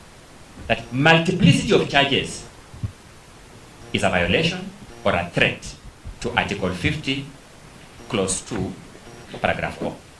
And it defines multiplicity to mean charging a single act as multiple separate counts. So therefore, when the National Assembly tells us that the acts in ground 1, 2, 3, 4 are the same acts that constitute the ground 5 and ground 6, these 2 grounds were bad for multiplicity. They were a violation of Article 50 of the Constitution. They cannot found a threshold for impeachment. Both of the 2 grounds were approved by the Senate as constituting the basis for removal of the Deputy President from office.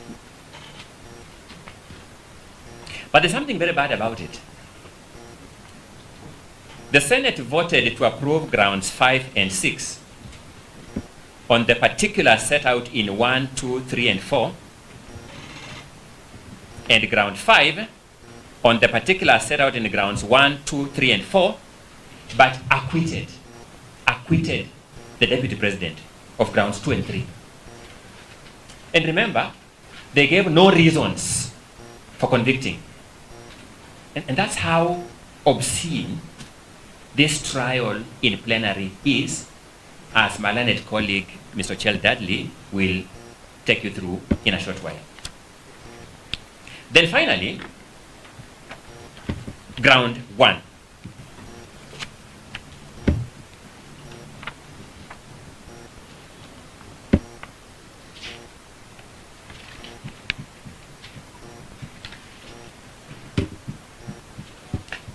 Ground 1 accused the Deputy President of gross violation of Articles 10(2)(a), B, and C, 73(1)(a) and 2B, 75(1) and C, so 75(1)(c) and 129(2) of the Constitution, and Articles 47(1) as read together with Articles 131(2)(c) and D of the Constitution.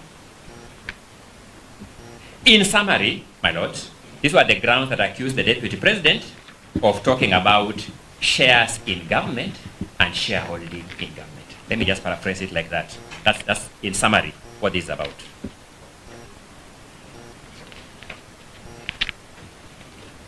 My learned colleague, Mr. Tom Macharia, took the motion mover through cross-examination on this ground. You will find that at pages 88 to 94 of the Hansard of 16th October 2024.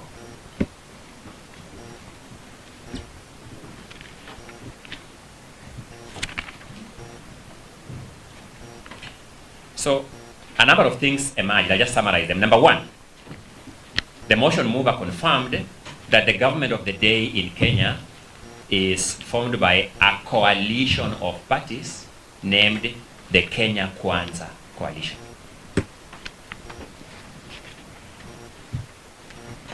Motion mover confirmed that as a fact.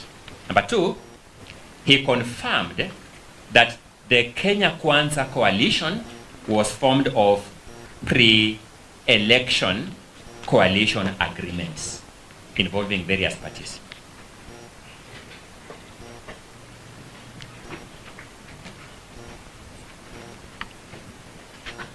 Number 3, among the parties were UDA,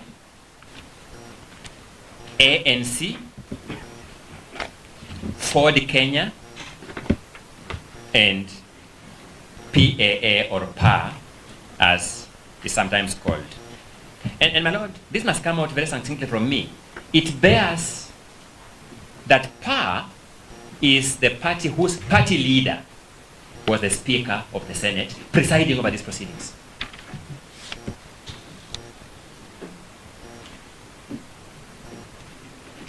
When you finally take time to read pages 88 to 94, the motion mover confirmed that each of these coalition agreements made references to sharing of government. And they expressly spoke about sharing government positions and sharing resources. You'll see the coalition agreement between Ford Kenya and ANC talking about certain roads in Western Kenya, nowhere else.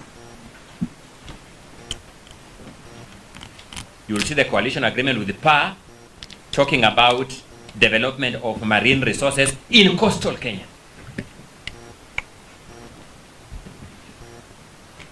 You will see positions, the leader of Ford Kenya being promised the position of the Speaker of the National Assembly and certain cabinet portfolios and principal secretary portfolios. The leader of the party called PA being promised a position of the Speaker of the Senate. The question, therefore, is that when parties enter coalition agreements and pre-election manifestos, it is the people who determine whether they want to be associated with that kind of manifesto or that kind of pre-election arrangement at an election.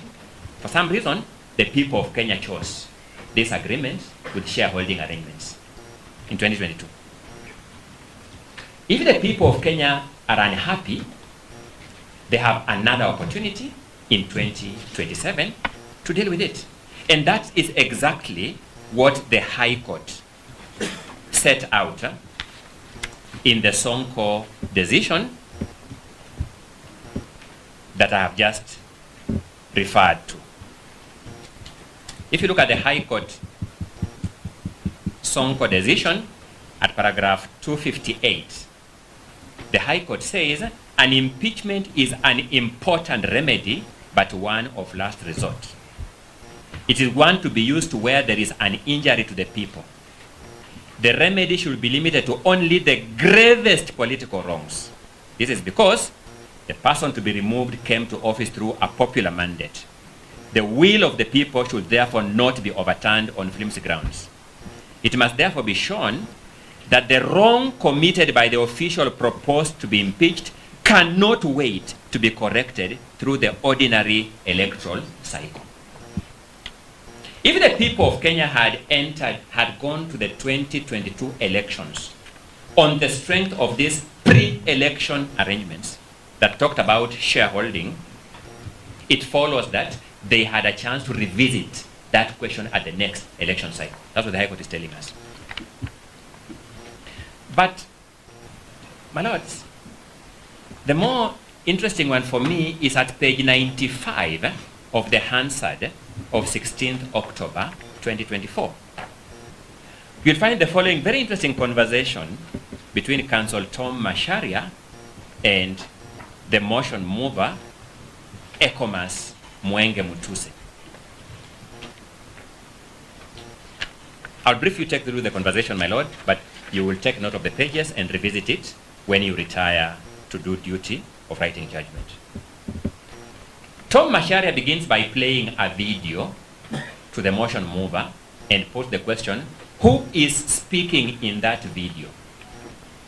The motion mover, Mwenge Mutuse, responds, the President of the Republic of Kenya, Honorable William Ruto.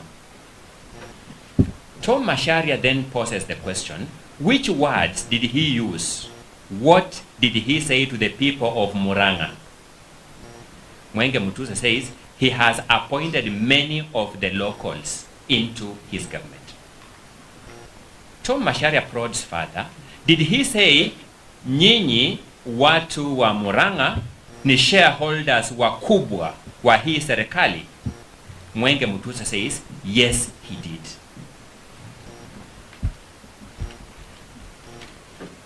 The people of Kenya have no difficulty waiting to assess their president at the next election cycle in 2027 following this conversation. The question we want you to deal with is this. Why is the president's reference to the people of Murang'a as shareholders in his government acceptable political rhetoric? And a similar reference to the people of Nandi and Kericho, because those are the areas mentioned in the motion, by his deputy, an impeachable offense.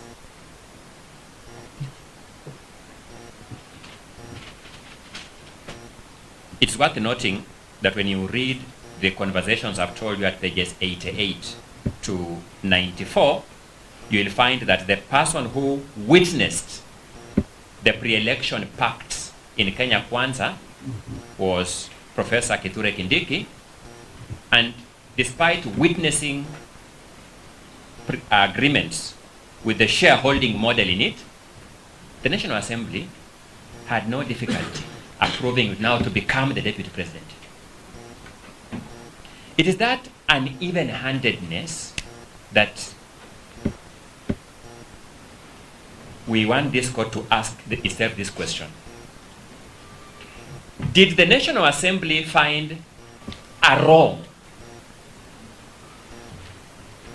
then sought to establish who is the wrongdoer to be punished, then found the deputy president? Or did it find the deputy president, then asked, what wrong can we put on him to punish him? Which is what appears to me to have transpired in this set of circumstances. I have taken you through the 5 grounds that were approved by the Senate to demonstrate to you that they were bad for multiplicity. That's grounds 5 and 6. They fell short of the threshold as set out in Article 150 of the Constitution, as expanded upon through judicial interpretation.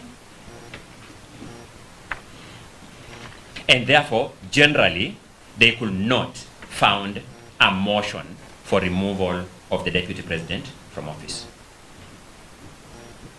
While principally, therefore, beseeching this court to allow this petition, allow me now to invite my learned colleague, Mr. Chell Dudley, to take you through the reading of the constitutional prescription on the impeachment procedure and how the interpretation of those provisions by the Speaker of the Senate fell way off the mark. Mr. Dudley, you're welcome. Thank you, my lord. Thank you.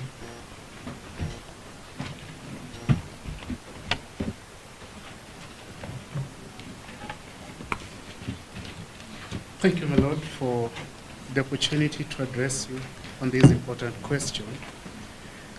When we last left the court, I had thought that we were done with jurisdiction, but the National Assembly spends the first 32 pages of their submissions saying that you either lack jurisdiction, or if you have it, then you're limited to looking at the process.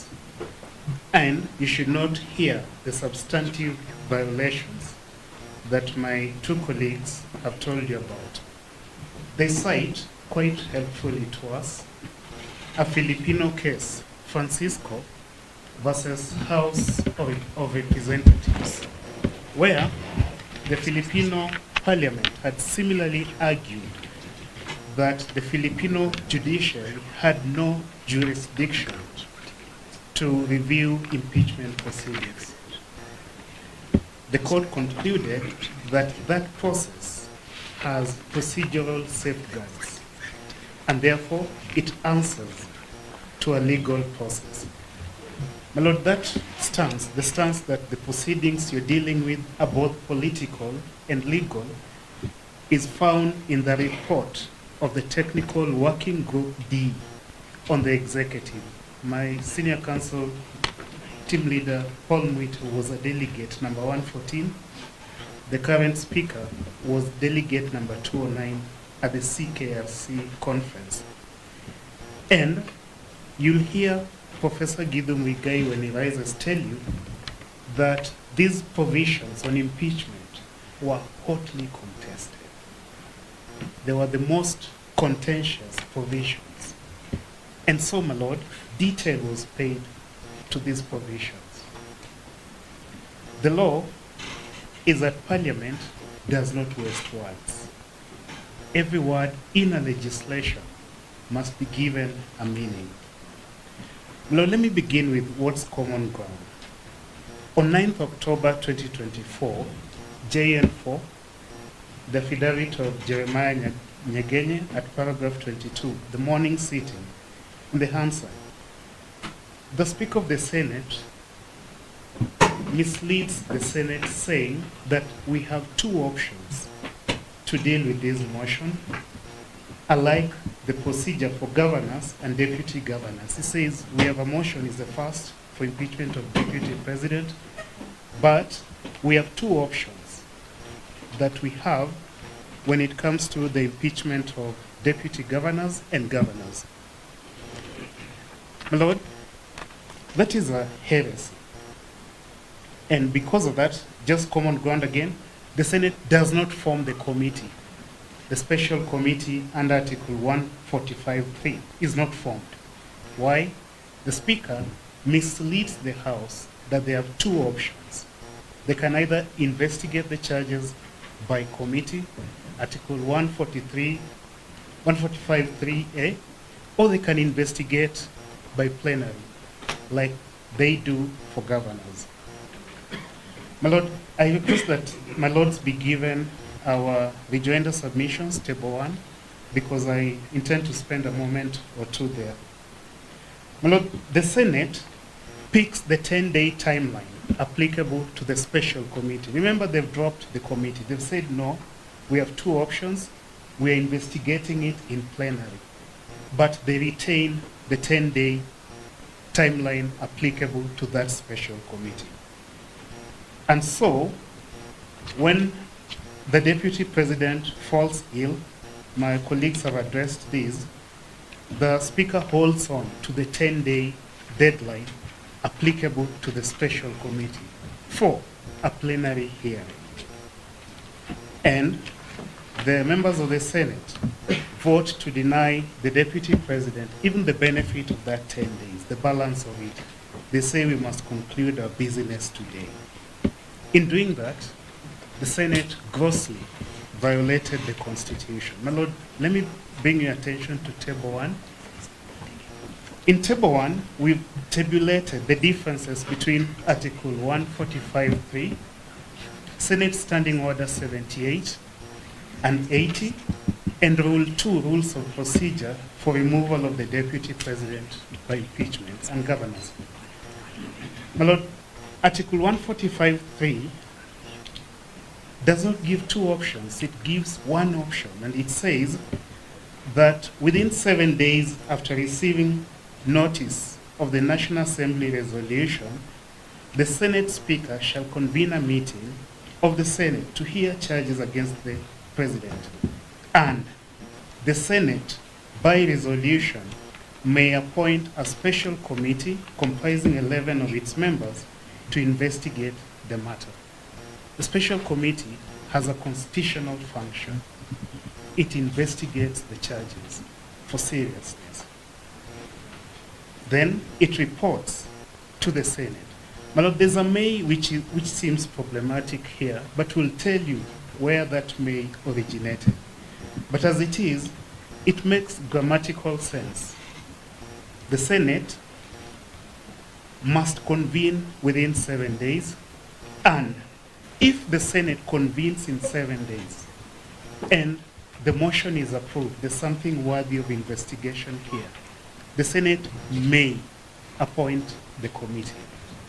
It must not appoint the committee always. Why? Because sometimes you'll find that it's flimsy. The charge is that the deputy president, the president, wore a yellow shirt. He should have worn green. Or he wore a blue shirt when he should have worn a red one. Flimsy charges. My Lord, the test on threshold has already been laid to you. So literally, grammatically, Article 145.3a has an and. If you go to 143.5b and you begin with the Senate by resolution may appoint a special committee comprising 11 of its members to investigate the matter, and you leave the A, what have you done to the and? And is disjunctive. It means you must bring both elements of the law together. Parliament does not waste words. Every word used by Parliament in a law has meaning. And the court must give each word in the law meaning, especially if that law is a constitution. My Lord, staying with Table 1, Standing Order 78, which is a provision applicable to the President, reflects faithfully the wording in Article 145.3, word for word. Then, this is where the original sin happens. Standing Order 80, and that is on page 2 of our Table 1. I really hope that my lords have it so that we take this argument because it's a technical one and it's on the details. But when you come to Standing Order 80, which is the procedure applicable to governors and deputy governors, it allows the Senate to investigate in plenary. Standing Order 81 says, within 7 days after receiving the resolution, the Speaker of the Senate shall convene a meeting of the Senate to hear charges against the governor. And the Senate may, 1, by resolution, appoint a special committee comprising 11 of its members to investigate the matter, or investigate the matter in plenary. The Speaker imports this or in Standing Order 80, brings it to Standing Order 78, replaces the and there. The Senate shall convene and may by resolution appoint a committee. He replaces that and, he deletes it. He uses or. So he tells the senators, you have two options. You can go investigate this by special committee, or you can investigate it by plenary, like we do for governors. My Lord, if you look at the constitutional article for impeachment of governors, you will not find the kind of detail that you have in Article 145. Why? My learned friend, my senior Professor Guido will tell you that this Article 145 was intensely debated. It was one of the most contentious provisions in the history of the making of the Constitution. So it comes complete with detail. But the Speaker here replaces the word or in Standing Order 80 and takes it to Standing Order 78 to Article 145.3.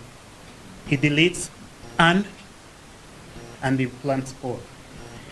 What misled the Speaker could be is Rule 2.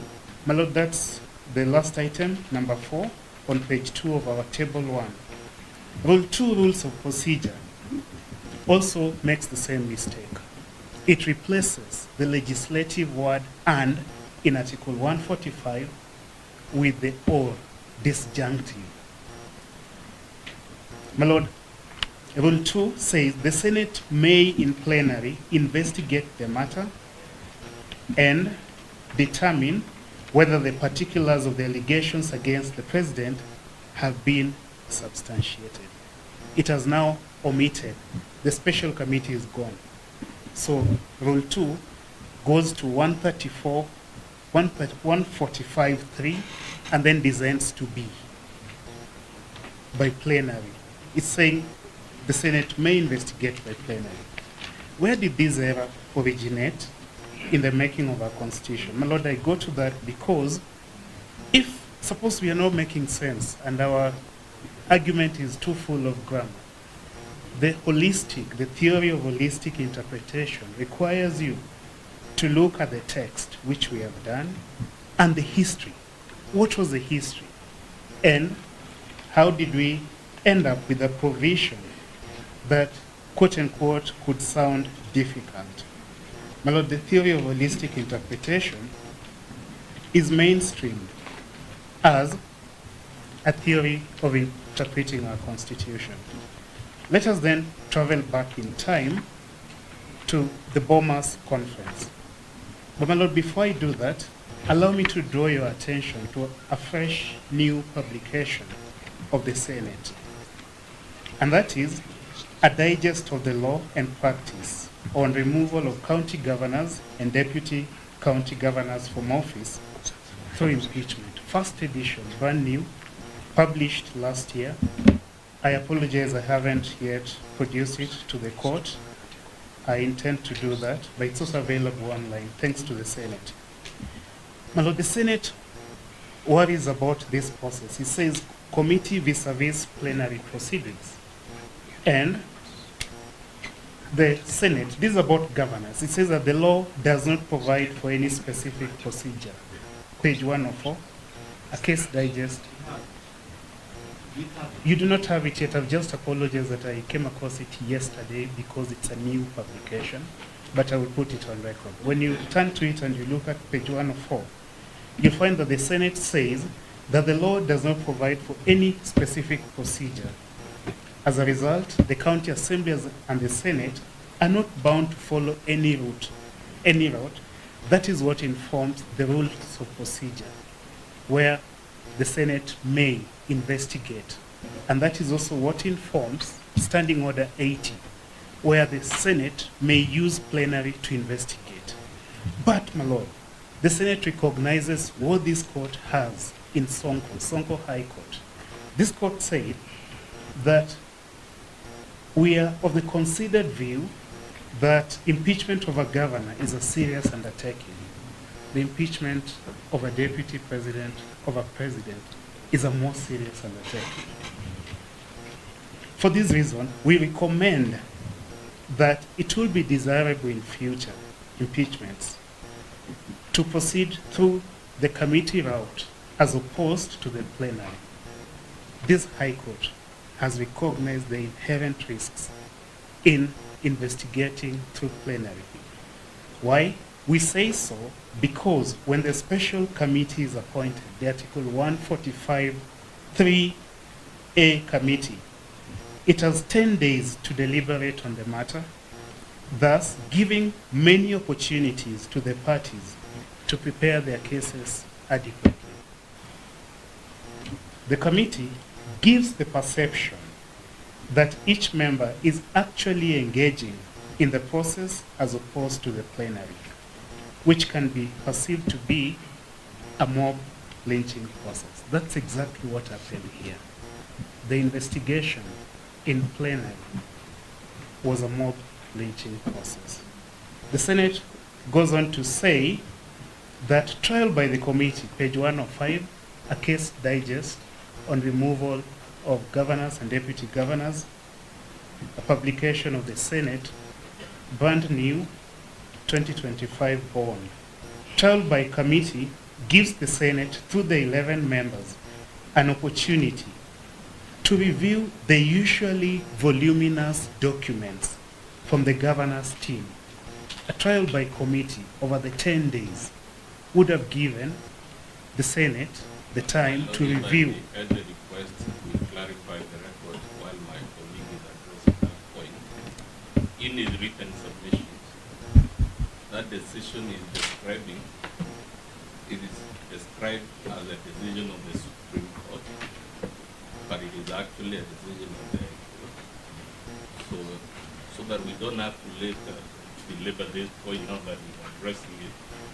Can he confirm? Because the written record says it is a decision of the Supreme Court, but it's actually a decision of the High Court. I'm grateful that my learned friend, Mr. Mudomi Thiankol, a very good friend of mine, felt compelled to interrupt at this point, indicating its importance. It's an easy one. The decision is High Court, Sonko. There's a typo saying it's Supreme Court. It's High Court, but it's what the court has said. Now here, at page 105 where I was, the Senate is speaking to a member of staff of the Senate involved in this process. That's what this report highlights there. And this member of staff, I hope it's my learned friend, Ms. Tanji, is saying that trial by committee, the special committee under Article 145, 3A, enough time to interact with the senators on the voluminous record. Because of the fewer members, the committee is able to probe and follow up with specific questions, especially where the grounds for impeachment are technical. Perhaps the committee would have caught out that in Robert Alai, a case I was fortunate to argue with my learned friend, Mr. Ongoya, the court had already nullified Section 132 of the Penal Code on undermining the authority of a public officer. Well, this did not happen in this case. And finally, it records here that the plenary, it also says that there are some benefits to the plenary report as well. My Lord, in short, what you are saying is that the motion to impeach the deputy president was contingent on the special committee's report. It's not just procedural. There's also a substantive right given to him before that committee. Look at Article 145(5) of the Constitution. The deputy president has a right to be heard before that committee. The committee investigating the serious charges leveled against him.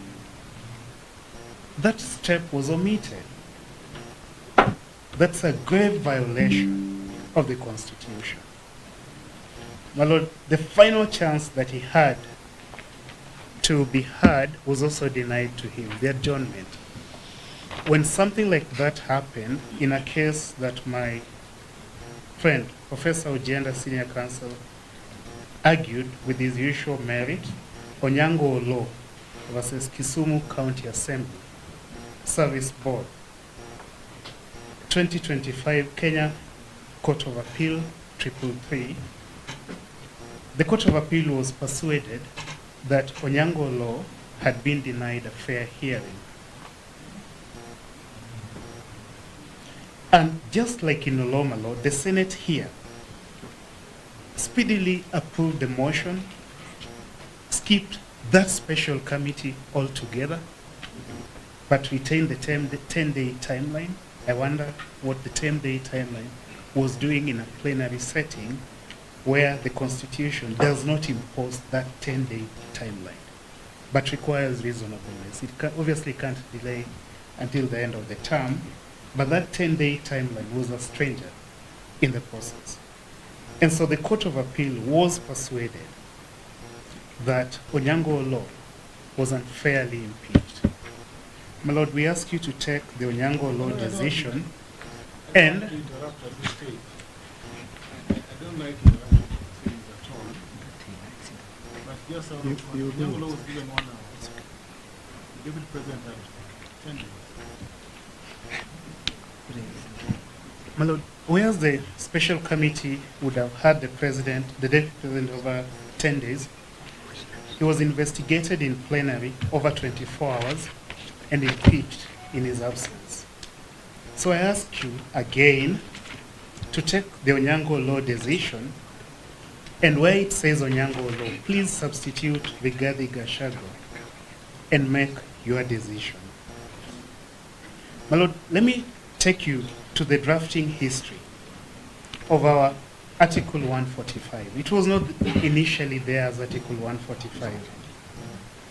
And my Lord, the theory of holistic interpretation requires you to consider our social, our political, our historical context as a people.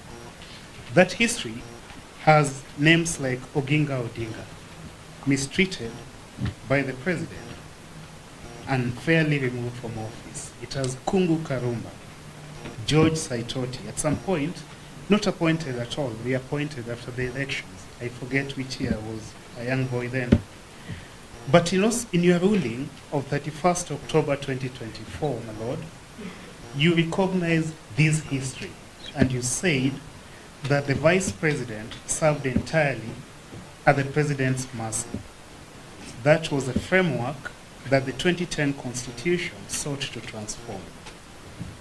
And under the 2010 Constitution, the office of the Deputy President is fundamentally redefined. Your words? It was safeguarded from arbitrary and capricious actions by the President. Before the Senate, on 16th October 2024, another good friend, Senior Counsel Ochiende Amolo, a former member of the Committee of Experts, who was familiar with the drafting history of Article 145, reflected as follows, and I quote, "Before the 2010 Constitution, we would not have been here for this process for 2 days. We would not have been taking this process in the National Assembly. The President would sack the Vice President at whims, including for not liking the color of his shoes." So my example of the color of his coat was not so far-fetched. It is on the Hansard record. My lord, that's a correct reflection on the intention, on the history, on the motivations, on the framing of Article 145. In the National Land Commission versus Attorney General Supreme Court advisory opinion, the court held that unlike the independence constitution that failed to articulate the history and struggles of the people, the 2010 Constitution integrates that history and the people's view. And so, my lord, when you turn to interpret Article 145 and you encounter the challenge with the may appearing in the second part of it, in 135 3b, and you wonder why does it appear this way, you must remember the history. Speaking of history, at page 182 of the CKFC final report, and that, my lord, is a lawyer's Bible, is a constitutional lawyer's Bible.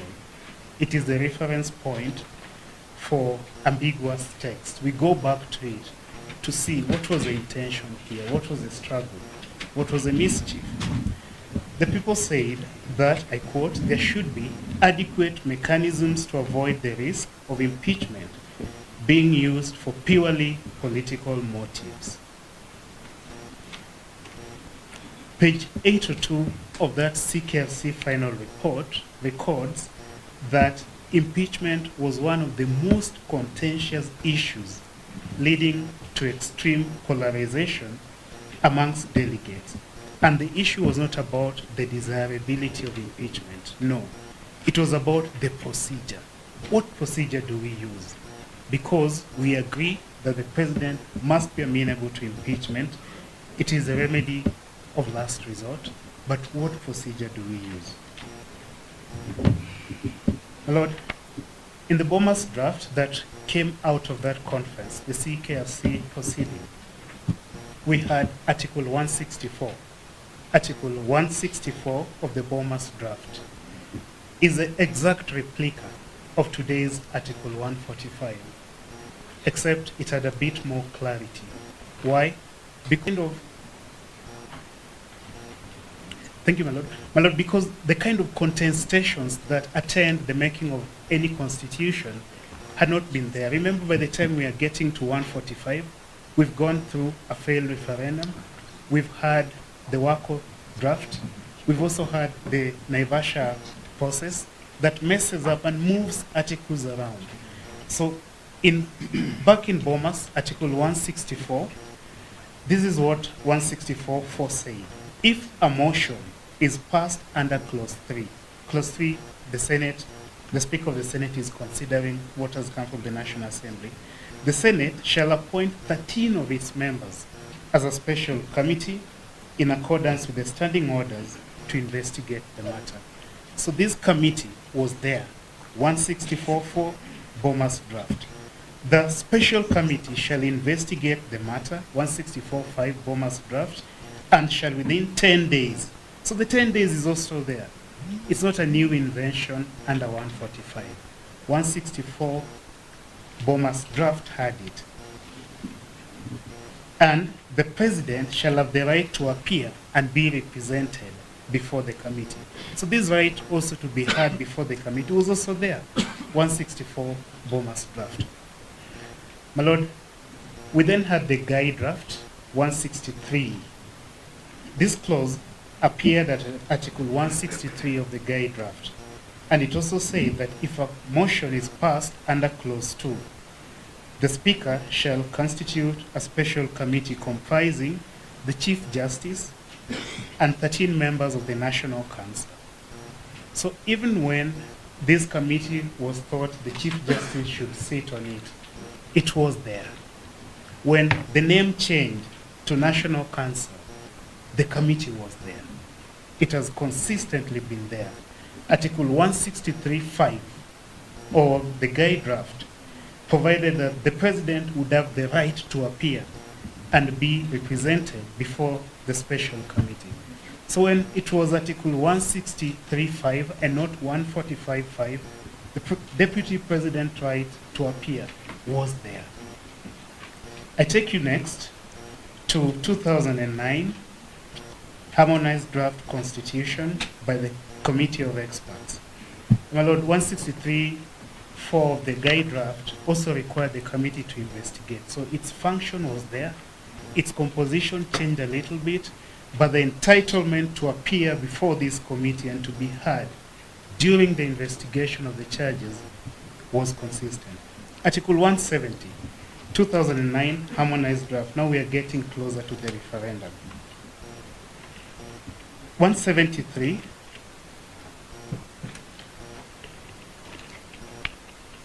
upon hearing the charges under Clause 2, Article 173, 2009 Harmonized Draft, upon hearing the charges under Clause 2, the charges approved in the motion that has come from the National Assembly, the Senate may, by resolution, appoint a special committee comprising 11 of its members to investigate the matter. So the number is now at 11.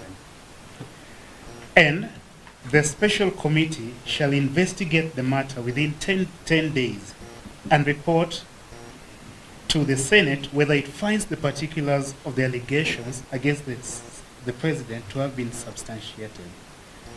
The president, you can guess, shall have the right to appear and be represented before the special committee during its investigations. My Lord, now we go to Naivasha. Constitution is a political charter. It will have vagueness of phraseology. Why? Because you need to get consensus and have the document passed, or you have no constitution at all. And so we take it as it comes, with ambiguity. But that's not the kind of ambiguity that scares this court. The court would be adept to interpret the Constitution together with those ambiguities, understanding its history. Now, ambiguity is coming in. Naivasha, the Parliamentary Select Committee, a committee of politicians. They moved this clause to Article 127(3). And they're saying, upon hearing the charges under Clause 2, the National Assembly, now, you know, they're also shifting it from the Senate. They're bringing it to the National Assembly, Naivasha. The National Assembly may, by resolution, appoint a select committee comprising 11 of its members to investigate the matter. My Lord, from 127(3), Naivasha, it gets back to 145, and it brings with it the may, which is there today. That's how it sounds vague. That's why it appears ambiguous. My Lord, throughout that history, the 10-day period is there. I am concluding, my Lord. The function of the committee, it's okay, my Lord. The function of the committee is also there. and the deputy president's right to appear before it is there. And so, when on 9th October 2024, the Speaker misleads the House, telling it that you have two options, what is the source of that authority? Where does the Speaker get the right to amend the Constitution in his directions to senators? What gives him the right? It's not even the standing orders. My Lord, he fuses, the Speaker fuses Standing Order 78, Standing Order 80, the Rules of Procedure, and Article 145. And in that process, Article 145 suffers violence. Just clarify, you said that it appears ambiguous. Yes. Is it ambiguous? It is not ambiguous. If you look at its history, if you look at its intention, if you consider that constitution making, Speaker of the Senate versus Attorney General, is a political process, it is quite clear. The Senate may appoint that committee if it finds that there's something to be investigated. My Lord, blue shoes, nothing to investigate, what's the committee to investigate? But if there's something that appears plausible, there's something that needs some kind of investigation, then the Senate must appoint that committee. So the may turns to must. It must only appoint if there's something to be investigated. If it concludes that there's nothing to be investigated, the malicious and malicious compliance, if there's nothing to be investigated, it doesn't need to appoint the committee. My Lord, let me move forward and say the Supreme Court explains precisely this kind of phenomenon, where the document born out of long-drawn negotiations, 2002 when I was a schooler to 2010 when I joined the university, long-drawn process. The document is looked at, touched by many hands, including a number represented before the bar today. Constitution making requires compromise, which can occasionally lead to this kind of contradictions, where you have a shall in 145.3a and the may in 145.3b, and to those who are mischievous, it appears to be ambiguous. My Lord, political and social demands of compromise that mark constitutional moments fertilize vagueness in phraseology and draftsmanship. And when there's such, where do we turn? We turn to the court. And we ask you to interpret Article 145.3, considering the history I've laid out. Constitution making does not end with promulgation, it continues with interpretation. It is the duty of the court to illuminate penumbras that constitutions born out of long-drawn compromises such as ours tend to create. My Lord, the spirit of the Constitution has to be invoked by the court as a searchlight for illumination and elimination of these legal penumbras. My Lord, if this clause was so contentiously debated and nearly cost us the Constitution, how is it that the drafters could have intended that Senate can investigate these serious charges in plenary without saying so? How can such a serious provision be left to inference by a technical interpretation of the word may, that because it says may, that's discretionary? What about the and before the may? My Lord, how could the drafters have intended that Senate could investigate in plenary within 24 hours, even denying the subject of the impeachment a fair hearing? I turn to an issue of comparative constitutionalism. My Lord, no other country has a similar kind of fast-track impeachment that can be done in 24 hours. No other democratic country, at least according to my research. South Africa has the panel at Article 89 of its constitution. We call it special committee. South Africa calls it independent panel. The role of that independent panel, Section 89 South African Constitution, is to determine if sufficient evidence exists of a serious constitutional violation before the National Assembly votes. The role of this special committee was to sieve off some of these things that we are now confronting you with. Section 132 Penal Code, nullified. How can it form an impeachment charge? United States uses the House Judiciary Committee to investigate the charges. My Lord, in Nigeria, Article 143.5 of the Nigerian Constitution, there's a panel of 7 members appointed by the Chief Justice of persons of unquestionable integrity, but who are not politicians or civil servants for independence. Panel of 7 appointed by the Chief Justice. If my learned friend, Professor Ogenda, were not a senator, but were a Nigerian citizen, he would sit definitely on this panel. In Philippines, Article 11, Section 3, that it's called the Committee on Justice, this special committee. In South Korea, Article 65, the committee is called the Legislation and Judiciary Committee. It investigates the charges after a motion is proposed, though the Constitutional Court ultimately will adjudicate the trial. In India, Article 61, it's called Investigating House Committee.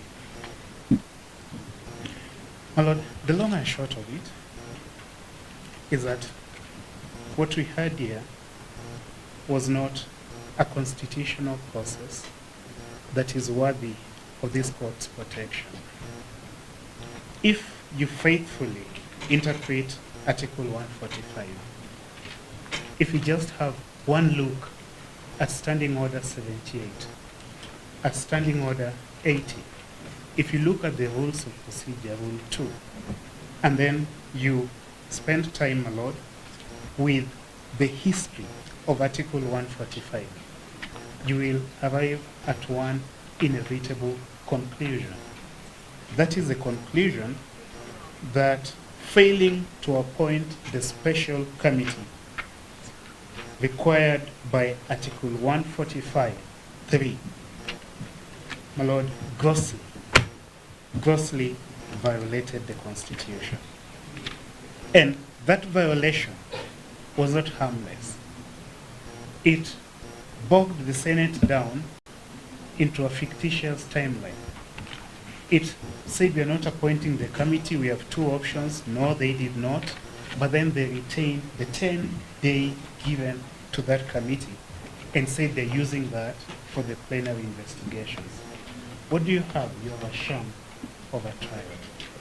And in trying to punish the man, Rigathi Gachagua, in that way, the Senate and the National Assembly demeaned his office. They demeaned the office while trying to punish the man. And in demeaning the office, they, my Lord, grossly violated the Constitution. My Lord, thank you for the opportunity to address you.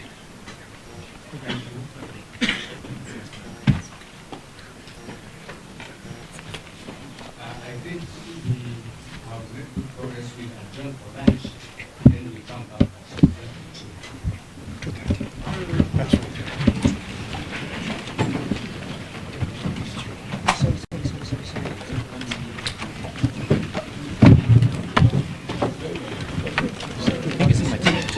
You brought that argument.